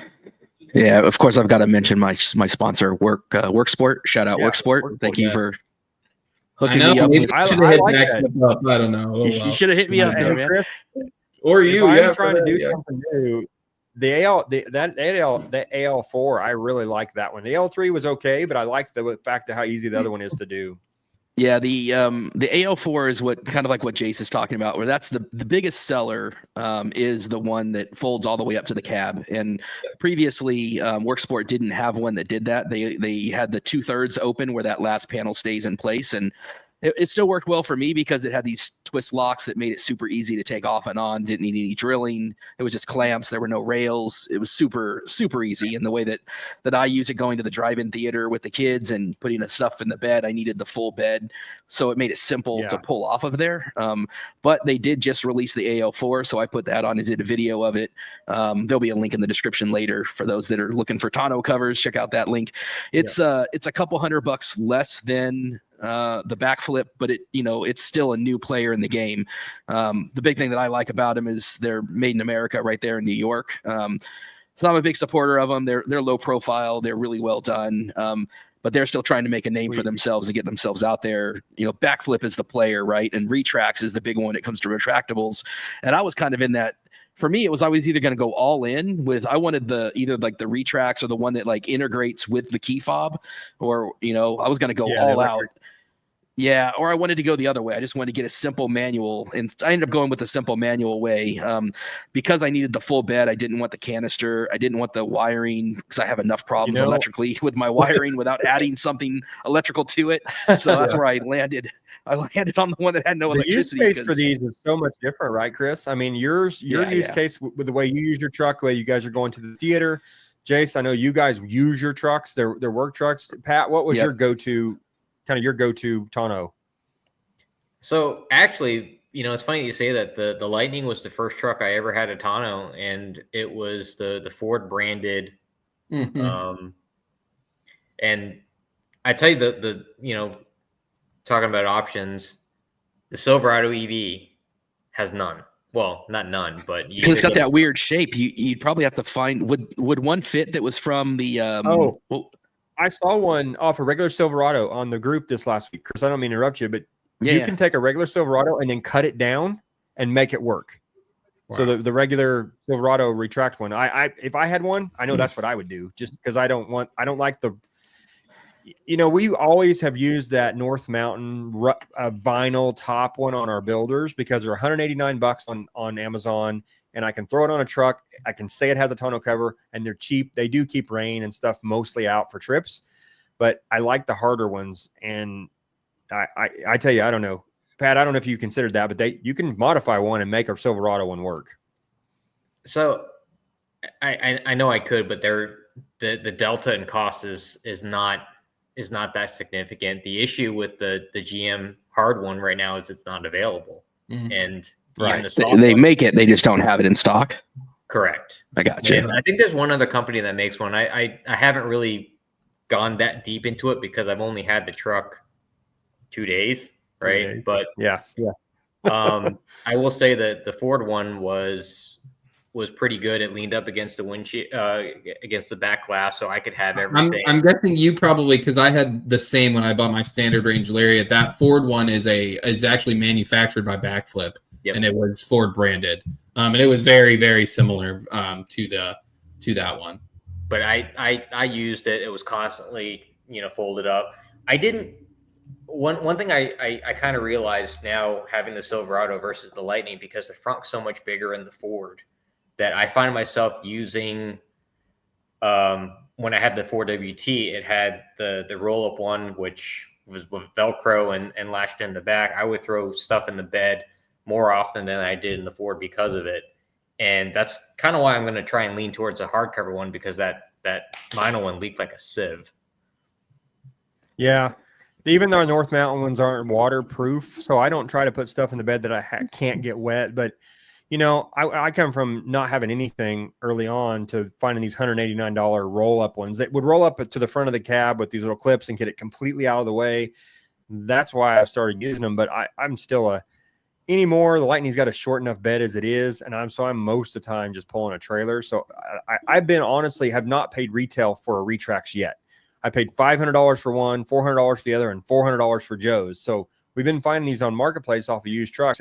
And the nice thing is, unlike Pat's, F-150 from 21 and up. And I think it's probably from 15 and up. And I know 21 and up, they're all the same. Yep. Yeah, I think there's so many great deals on Marketplace. I always encourage people to check there if you're trying to get a bargain on something. And then be careful what you're doing. You're not buying somebody's problem, but right. Yeah.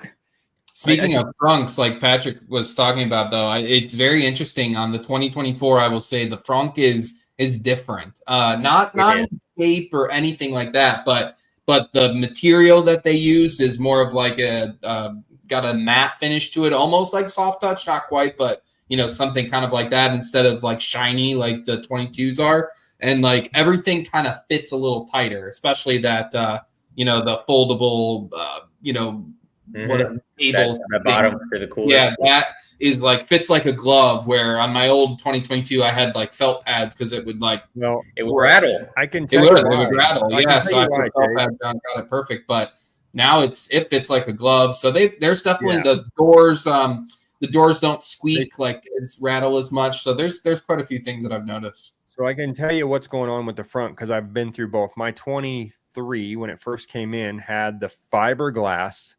I'm going to call it fiberglass. It's probably more like a fiber mesh. It weighs about 10 million pounds to pull it out. And when I ordered the new frunk for the 23, because it was busted, they're plastic. It's 100% like an ABS or a nylon plastic. So they weigh almost nothing. I know what happened is they had to went to a supplier to get these made early on the early trucks and then went to the newer one. I honestly like the earlier one better. The only thing about the early frunk and the Lightning that really sucked is the damn door for the battery. You had to pick straight up on it and then lift it out. And they fixed that on the new plastic. I noticed that as well.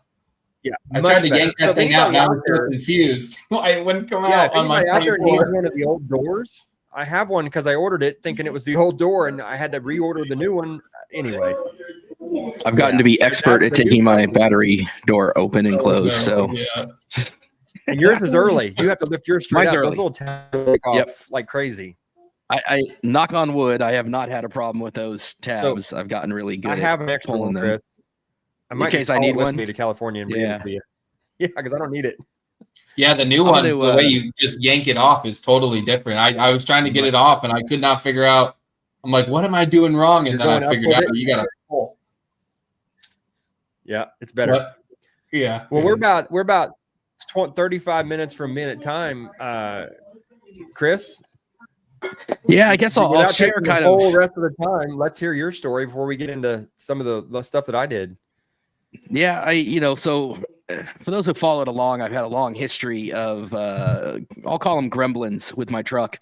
Going back to year one, every single year I've had different little issues here and there that have popped up. Some of the ones is stuff that everybody had, right? The wiper motor and a couple little things that were fixed that everybody got fixed. But then I had things like the door cards on my doors had delaminated and were coming off, and both my running boards were changed out.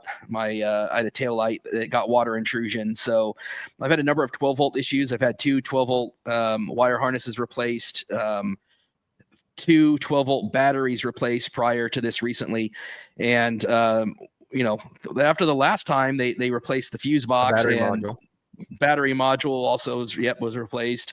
So I thought I was in good shape. I thought I was doing okay. I'd taken a nice long road trip down to San Diego and Disneyland and Legoland and back up the coast, and things were going well. And then we had a big rainstorm up here, and the rear light bar, which had already been replaced under the program, and the rear the reverse lights got water in them. And so brought it by. I also had a problem with a rear shock absorber, and the front end was making some grinding noises coming out of the front area. So I took them all in, got them all together, and said, "Hey, can you look at all this stuff?" And they replaced the shock absorber, found some parts of the front wheel assembly that got replaced, and replaced the light bar and on the back and the reverse lamps. A day and a half later, actually, we were on the podcast with Robert from Ford. And in the middle of the podcast, I get an alert on my phone of battery drain and drive your truck, and it disconnected from the app. And I've seen that a million times. Like, I've seen it so many times. And I've been stuck at a drive-in movie theater at a Tesla event. Unfortunately, I was the only non-Tesla at a drive-in movie theater with my family.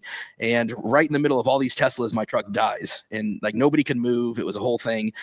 So I've gotten used to disconnecting the 12-volt battery, resetting with the OBD2 scanner, doing all this stuff, and kind of bringing it back to life eventually, and then getting it back plugged in and getting it to the dealer. And that's where they've replaced the battery and all these other different things. Happened also at work, where I went out one day at work, and I think I messaged Martin. Martin, I think you were the one that told me I had one headlight stuck on. The headlight was stuck on, and it was the driver's side headlight, and it seemed like it was shorted out. Again, it was after a rainstorm, and so had to get that. It died. I had to get a ride home, and got the Ford engineers. They remoted in and put it in a special engineering mode that got it powered up enough that I could take it to my dealer. And the distance between my house, my work, and my dealer is all within a 10-mile radius. So it's all very close, and took it by there. And so on this latest, I got it back. On one occasion, I never even made it out of the dealership parking lot. Like, I turned on my air conditioner, drove forward, and the entire truck shorted out.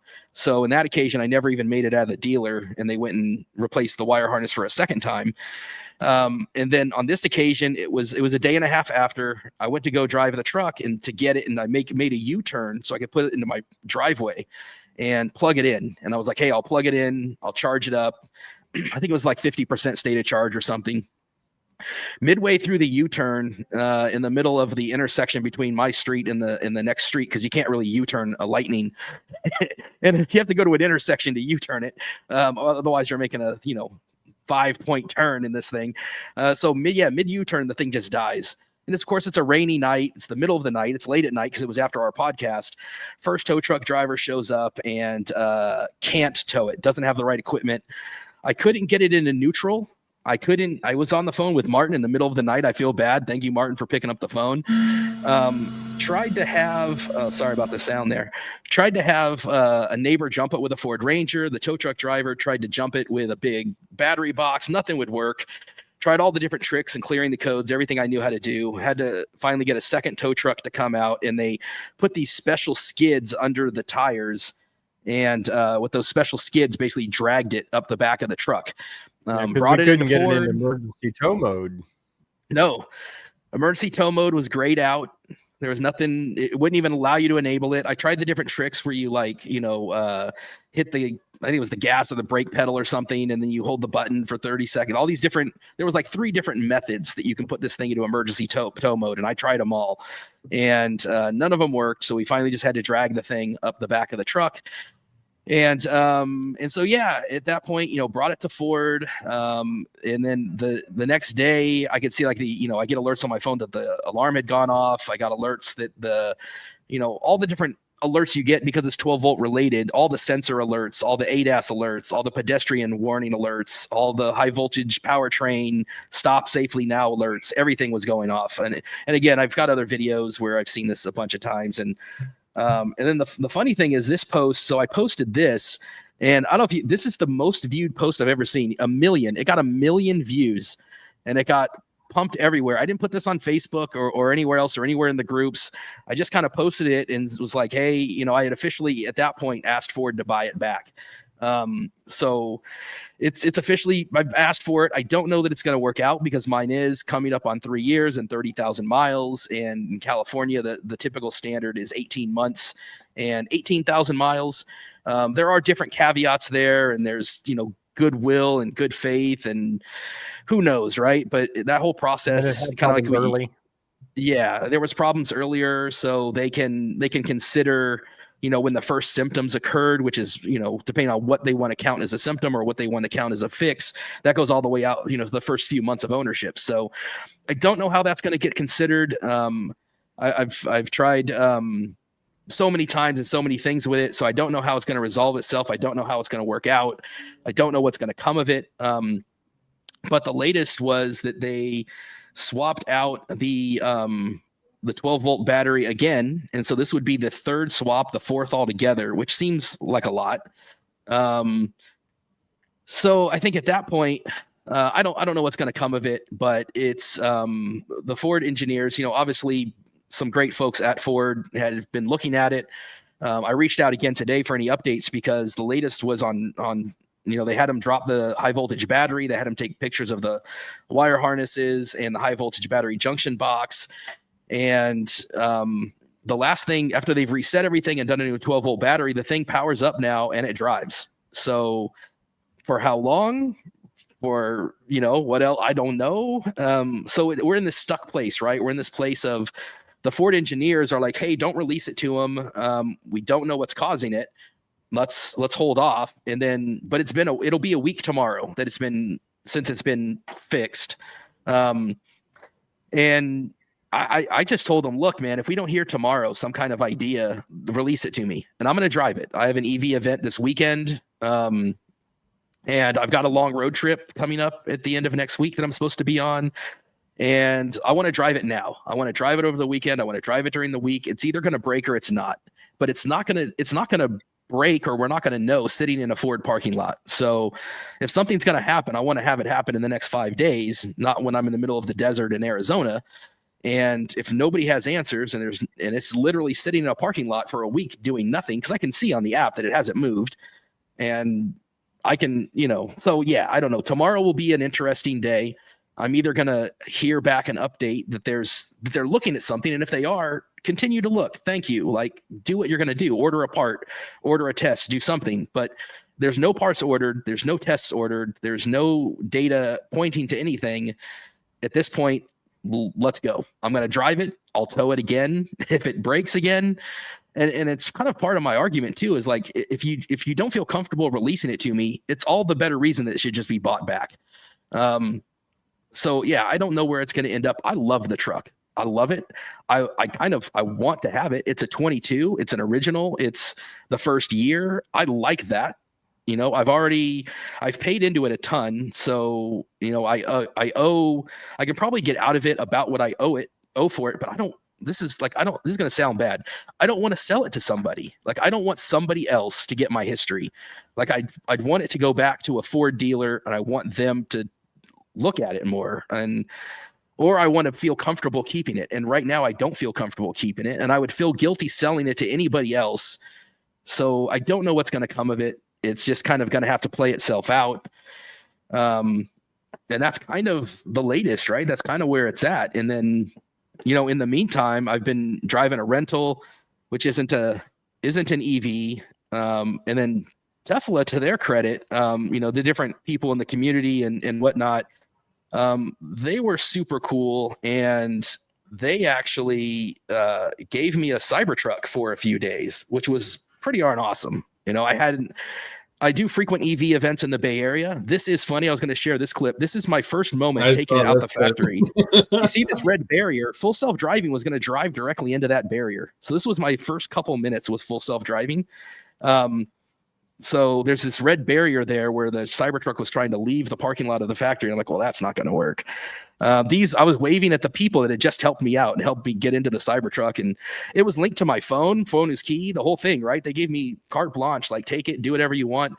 I took it over to a ChemPower event, which was super cool. Turned Down for What and ChemPower have kind of been connected going all the way back to their opening of their factory. So that was super cool. ChemPower invited me out to the opening of their first West Coast site, which was run by Revel. And they also have locations out in the East Coast. Tom Malogny and Kyle and those guys have done videos on that. But this is the first station. It had 6 NACS connectors, 6 CCS connectors. Mayor of San Francisco was there. The mayor took a couple questions from Turn Down for What, which was super cool to be able to talk to the mayor that way. I brought the Cybertruck and was the first one to charge at the station. And so, yeah, that was, I kind of just made the most of a bad situation, I guess, and kind of then I took and let the family do it. So that was super cool to be able to take and let my wife experience it, my kids experience it. This was my wife literally doing full self-driving for the first time. It drove to her work. It drove the kids to the comic book store. It drove us to dinner. It drove us back home. So I've got all these videos, and I'll leave links in the description. And then some people on X reached out and said, hey, people get weird about this kind of thing. They don't like to watch content on Meta channels, and they don't like Google channels. People feel the opposite about X a lot. They'll be like, I won't watch anything on X. So for the rest of this week, I'll be posting some of these videos. I just posted today picking it up at the factory. Probably tomorrow or the next day, I'll post the one of my wife and the kids getting to experience it. I'll post the ChemPower thing as well. All that stuff's on YouTube as well. So yeah, I made the best of the situation. And, I didn't want to roll into a ChemPower event, an electric vehicle event with the mayor of San Francisco in a gas Ford Explorer. I just thought that would be bad form. So, shout out to Tesla for kind of stepping up and, going the extra mile and setting me up with an EV. It kind of made it, at least, a little bit better. So I spent, better part of half of a week driving a Cybertruck around doing FSD. So if the deal was right, what would you do? If the deal was right, kind of if the deal was right, like Pat's situation, if you had the opportunity to get into a Cybertruck, do you think you would jump, or you think you would try to stay with a Lightning? No, I think here's the thing, man. The Cybertruck, it's all about FSD. Okay. Everything else and every other way, the Lightning it's a quieter ride. It's more practical. It's got more room in the back seat for my kids. It doesn't have the screen. My kids love the screen. Being able to watch YouTube and Disney and stuff on that back screen. My son's got a great clip in one of them where he's talking about that back screen, and he loved it. But there's not as much room back there. The front is not nearly as useful. And the big thing is for me, with a family and being the environment that it's in, the drama that comes with it. Like I usually park my Lightning on the street. I parked the Cybertruck in my driveway. I took my home video cameras. I can encircle the truck with a zone, and I had it send me alerts if anybody had any motion anywhere around it. And to have that, when you got a wife and a kids and that kind of stuff that you factor into it, it's the price of it is more than the Lightning. There's not necessarily better aside from FSD. Obviously the software, the phone is key. The FSD is years ahead of what Ford and Chevy and even Rivian are doing in a lot of ways. But when you're talking about a family and the practicality of it and the budget of it, it just doesn't make sense to go to Cybertruck as much fun as I had. So, I mean, I want to be back in a Lightning. I want to have faith in my truck, and I don't know how that's going to work out. Ford's got the employee pricing. So if it were to get bought back in time, but I don't know, that process takes time. So I don't know if it would get bought back in time for me to take advantage of employee pricing, but here's what we'll do. If you get it back and it turns out to be a good truck, I know Pat's got the forescan stuff most likely to put an extended range battery in it. And I'm pretty sure I had a conversation with Zach, shout out Zach, where he put Blue Cruise in his. So if we could get you Blue Cruise and extended range, you're happy, right? So my dilemma is that as part of and again I would be remiss if I didn't say how much Ford has gone out of their way to really take care of me through these different things. I've always gotten in a loaner car. I've always had the communications team, aware of what was going on.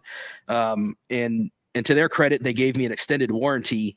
So it has now a 6-year, 70,000 mile warranty instead of the 3-year 36. And so it's kind of like we were talking about earlier, again, like as fun as it would be to have Blue Cruise, and I've joked for a long time about wishing I had Blue Cruise. I wouldn't modify. You joked for years about it. Yeah. It's my one regret, right? When you're like, what do you regret? Like the standard range is fine for me. I don't need the big battery pack, which is just that, those are two huge things that they packaged together at the time. You just need a blessing from Ford to allow us to do this, to add Blue Cruise, all factory, nothing aftermarket. Right. If they gave me the blessing to do that with for the extended range battery, to make it that unicorn, right? To give it the Blue Cruise and the extended range, I'd be all in, but I'd have to have in writing that Ford engineers or somebody was going to honor the warranty afterwards. Because again, there's just been too much, right? Too much history. I don't think I've ever gone 6 months without having it at the dealer for something. And so that's the dilemma, right? I've told people it's like that toxic first girlfriend relationship, right? Where you fall in love and there's so much great about it, but it's toxic as hell, man. You're fighting, you're arguing, you're getting stuff thrown at you. You're finding your Xbox out on the front lawn. Like, all her friends and your friends are chiming in, right? Because that's what I'm hearing. Oh, you should get the Cybertruck. Oh, you should have gone with Rivian. Like, right? It's a toxic high school relationship with my truck. But you never forget that first girlfriend, right? Like, she's still on your mind. You can't stop loving her. And that's the way I am with the truck. The truck has absolutely been abusive, and yet it's the best vehicle. I've had people comment, like, I'll post something and they'll be like, didn't you just post this? And I'm like, yeah. And they're both true. They're both true. It's a toxic relationship. It's a gremlin truck, and I love it to death. And what do I do? It is the drama of you have the vehicle. Stockholm syndrome, Chris. I do.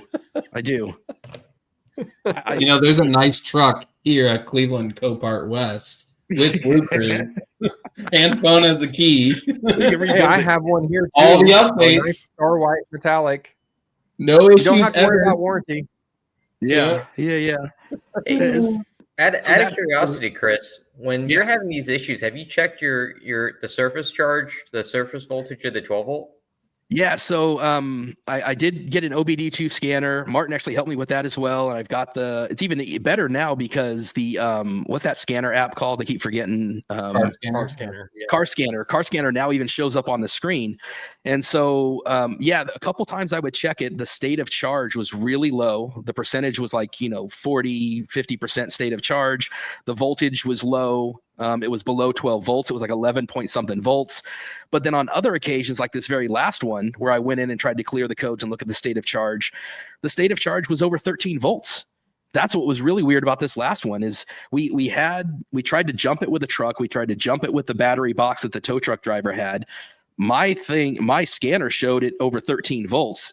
And what was really weird, and it didn't show up well on the video, I don't think, but I was with Martin. I had disconnected my 12-volt battery completely. Both black and red wires were completely disconnected. The truck was still on. The screens were still on. The taillight was still on.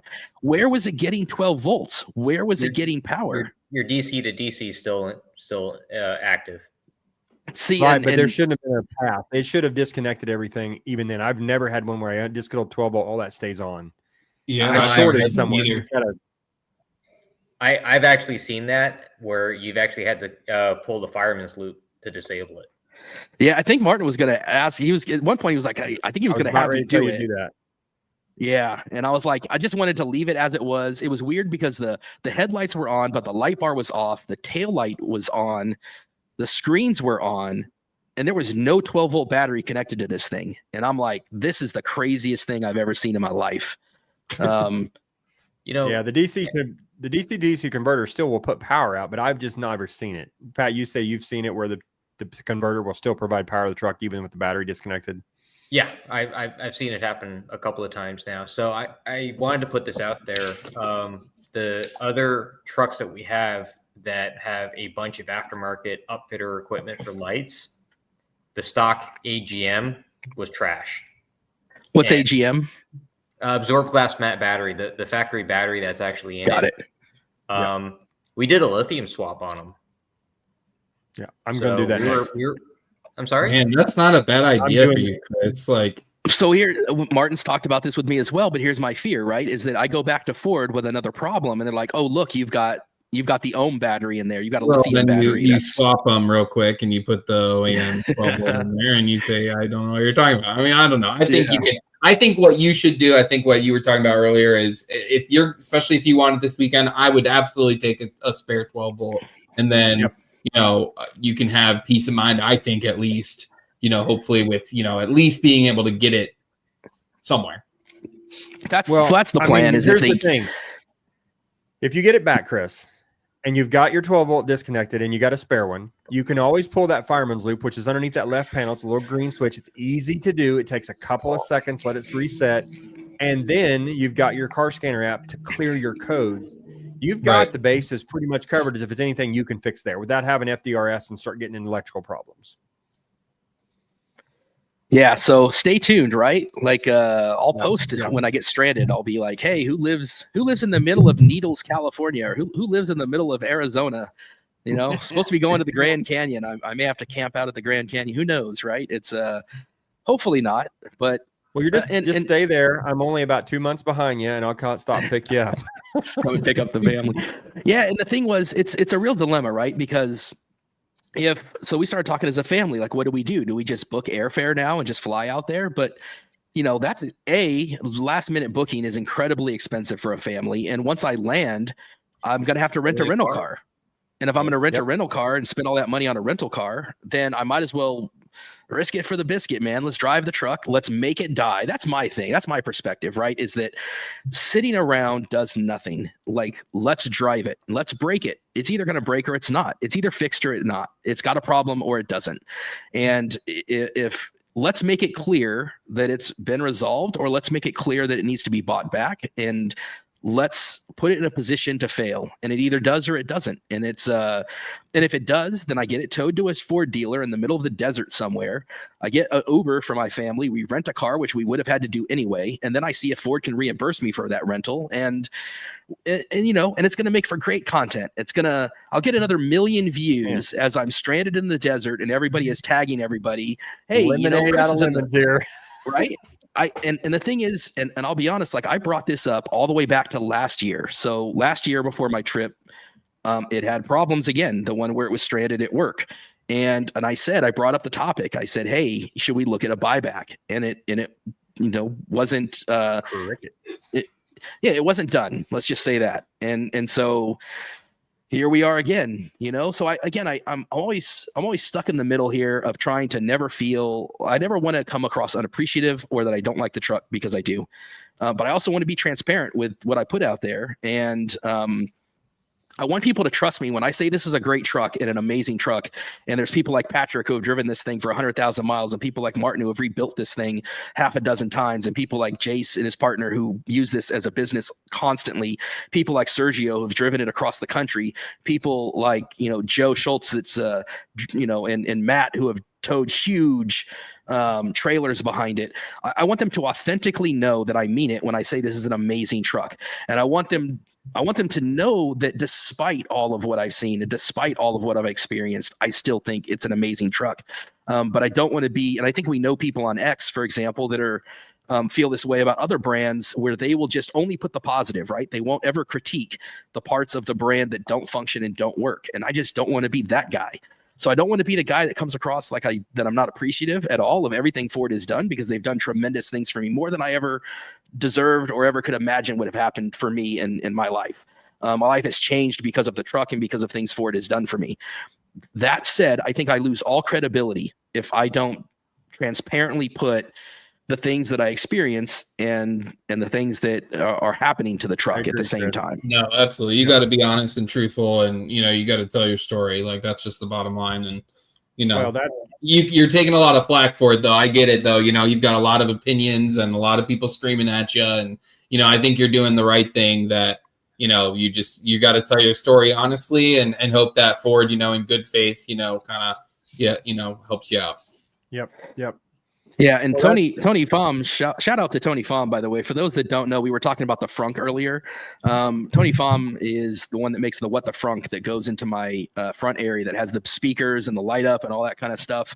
And the dude's just an absolute genius. He makes the he makes the Quick Bandit license plate. You were talking about not wanting the license plate, Jace, on the front of your truck. I'm trying to get Tony to make a Quick Bandit for the Ford Lightning so that you can, because in California you're supposed to have one. Yeah. I currently don't have a license plate on mine. I'm just, as you can tell by me wanting to pick up a truck and drive it 1,000 miles, I'm not a risk averse person.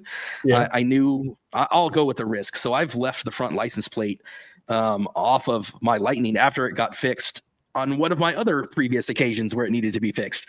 They had to take apart the entire, front area, the entire cab. If nobody's ever seen those pictures, they're quite dramatic.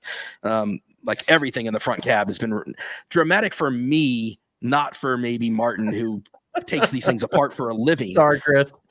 So it's so Tony, it's funny because both Tony and Patrick mentioned the DC to DC, and part of me wonders if the DC to DC is part of the problem here, because it's almost like the DC to DC isn't keeping the 12-volt battery properly charged and properly where it needs to be. Because, dude, my truck was sitting in front of my house. It wasn't doing anything. There was nothing plugged into it when it died last time. Something's not right on that. I feel like on the DC to DC. Yeah. I think we should probably have another conversation about that, because that was the issue with my Silverado EV killing the 12 volt. Right. So stuff would stay on, and the DC to DC had it will adjust charge and amperage output based on draw. I will say this though, because I wanted to, before I lost my train of thought. My dumb self, I drove that Lightning from South Florida across the country, down California, into Baja California, Mexico, and back. I think that's awesome.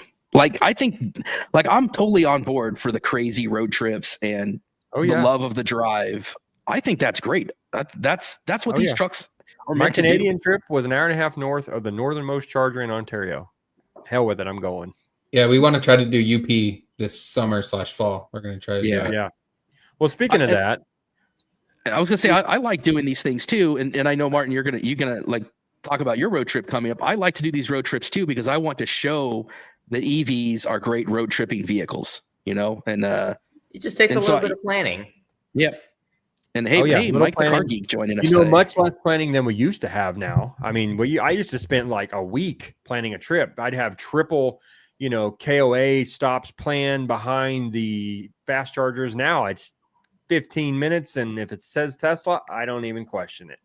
Mm-hmm. The main thing I'm looking at now is wind and if I want to charge at a hotel charger or not. That's really the two biggest things. So, but yeah, before we're about 6 or 7 minutes from our 2-hour limit, I wouldn't mind sharing what has transitioned here and kind of tell everybody, so everybody who follows our channel and has seen me talk about the charge while driving, that's still coming. We're still working on it. We didn't give up, and you will see more info on that soon. So if you're wanting more information on that, you're welcome to message me on Facebook or whatever, and we can talk. But it's coming. We're working on it, making good headway there. So that's coming soon. Man, a lot's happened in the last 2 weeks. That's part of what was going on, and I couldn't really be here last Thursday because I was getting ready for a trip on Friday morning, and we ended up buying another Lightning for the channel. So Sam on the Facebook group had wrecked his truck a couple of months ago, and he kind of slid off the road on some snowy banks when we had all that snow and messed up the left side. Very similar to yours. I was going to ask you, how he did it. Okay. Yeah. The charge port came off on his too, huh? Yep. That's pretty common. It's just a plastic. There's four tabs that pop those in. They pop out pretty easy. This truck runs and drives. Besides the charge door showing that it's open, I drove it, 10 miles so far down to my buddy's house. We pulled the plastic off of it and it drives, but it's kind of a little bit of a unicorn, 23 XLT extended range, 10,000 miles. Yeah. It's got just a killer sound system. He spent, I don't know how many thousands of dollars upgrading the sound. Got two 12-inch subs under the back. I mean, it's pretty sweet, but it's a kind of a, and it's got that unicorn tag bracket on the front. Jace, you're welcome to have that. Oh, they had mine in the truck. I threw that thing in the trash so fast. Yeah. So anyway, maybe the plan, Martin, is I just bring my truck to Kansas. You take my entire body and put it on the frame of that truck. How about I just trade you out? How about I take your Lariat and I'll make it my mule truck, and you can take this XLT. It's got leather in it. He put leather in it. And it's got a tonneau cover. It's really a nice truck. And I drove it around a little bit. I tell you what I miss, and I'm not a sunroof guy. I do kind of miss in Kansas weather, not in Pat's weather, the sunroof, even though we have the retractable. So that's nice on the Lariats, on the Lightning. And not having Blue Cruise, it will be a thing, but I'm not really in Blue Cruise area. But I got addicted to that big screen. And even though people say it's just the same width, it is smaller. I like the Lariat screen, and I didn't think I would ever say that, because having buttons and knobs is nice in this XLT to be able to just hit a quick couple buttons and your AC's up or down. You don't have to figure out where to turn the knob. The AC knobs is my biggest complaint about the Lariat screen, but it's minor compared to everything else. But so we bought this truck, had to run to St. Louis. I did 700 miles in one day towing with a Lightning. So I don't want to hear this BS that you can't do this anymore. Yes, you'll stop more. We all know that broken record, but it can do it. And it did it wonderfully. And I did it with a extended range, non-max tow. So there is no problem towing this much weight with a non-max tow. Now, if I get in a super high heat, it's running 75, 80 degrees that day. If I get a 100, 105 degree day, it might make a different story, but I ran 75 mile an hour on cruise, no problem. So yeah, that happened with us. We went and got that last Friday. So you'll see the build coming up. We're going to do a whole side.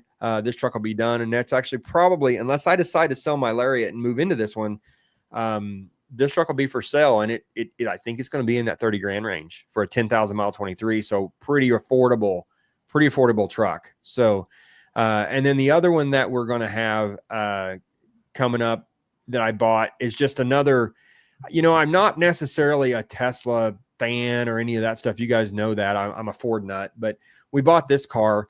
This will be our fourth Tesla. These legacy Model S's are so intriguing because they're cheap. I mean, I think I paid $1,500 for one, $2,000 for the next one. We've got one of them done, finished it, sent it to Texas. The second one I'm putting a quarter on right now, but this car came up this week and we bought it for $5 grand. This is a 15. That's awesome. Got 31,000 miles on this car. Wow. It looks brand new. They say hit in the rear. I honestly haven't seen it in person yet. But I can't I can't see anything wrong with it. So we'll get it in and find out. I have a trip coming up next week. I'll shout out to Paul up at TesX in Iowa. He's the Tesla guy. I've gotten to know him, and he's super nice. If you ever have a Tesla problem and you need to have your battery worked on at this point in time, ship it to Paul. But I'm going to his shop next week to take one of my bad batteries and my good batteries up, and we're going to learn. He's willing to teach me, because I have an EV shop, how to repair Tesla batteries. So we're going to pull the battery out of this one, take it up, pull the modules out, do all the diagnostic, get it going, get it back together. And so that I can actually start doing full on EV repair batteries on Teslas, and hopefully I'd like to do the older Model S's, because you're starting to see those out of warranty.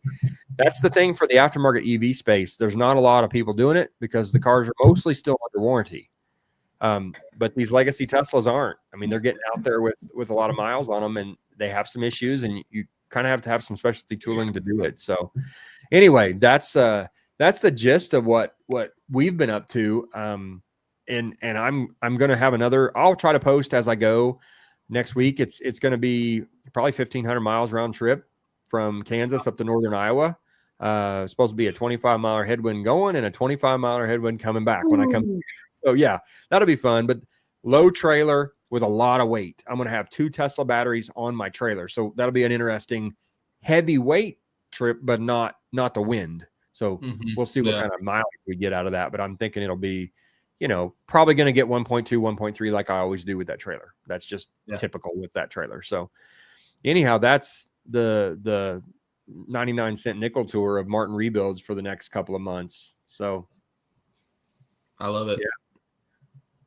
Yeah, just some late breaking news. You were talking earlier about the Cybertruck and if the deal was right and whatnot. Well, they had just talked about in the Middle East. They're ahead of us in time zones, and so they had announced that there's the single motor, which is actually the one that I reserved. I reserved the single motor.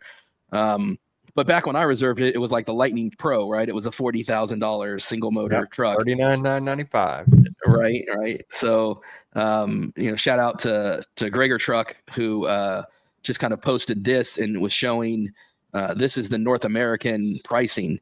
So, they're calling it the long range. The long range is a single motor, a little bit more range, like 25 extra miles of range. Less towing capacity, 0 to 60 down to 6.2 seconds. 6.2. Whoa. Yeah, right. So it's a big drop, and that's not that I care. It is. Yeah, it is. Bad, but that's this Leaf can outrun that 0 to 60. Sure. Yeah, but you take a 2.7 EcoBoost, that's about the same. Wait, now, a 2.7 EcoBoost? They're about the same. Maybe a little less. Mid to high fives. But I do like that there's a $10,000 difference between the all-wheel drive, and there's just different. We'll see. I obviously haven't looked into this at all yet, but and this is with the rebate, right? This is including the tax rebate. So you're really talking about $70,000 and $80,000 on these 2 trucks. I'm not even considering the Cyber Beast. My opinion, I don't know why anybody would buy the Cyber Beast. Like everything I've heard about it, the tri-motor. It's front wheel drive bias. It makes clunking sounds. It does all this kind of I don't know why the Cyber Beast is unnecessary to me. The better value is the all-wheel drive or the long range. But I think the rumor is the long range is not going to have the air suspension, and it's going to have a couple. It's not going to have the rear screen, and so they may or may not have the tonneau cover. They're looking for ways to kind of reduce the price. The towing capacity is less, that kind of stuff. But for me, for the way I drive it as a family vehicle, that is the spec I would go with. But again, when I reserved it, it was a $40,000 price. Yeah. Now you're looking at, after the rebate, you're looking at 62. To be fair, Chris, inflation from when they started building this truck to now on everything. Sure. I mean, Lightnings were supposed to be cheaper, way cheaper.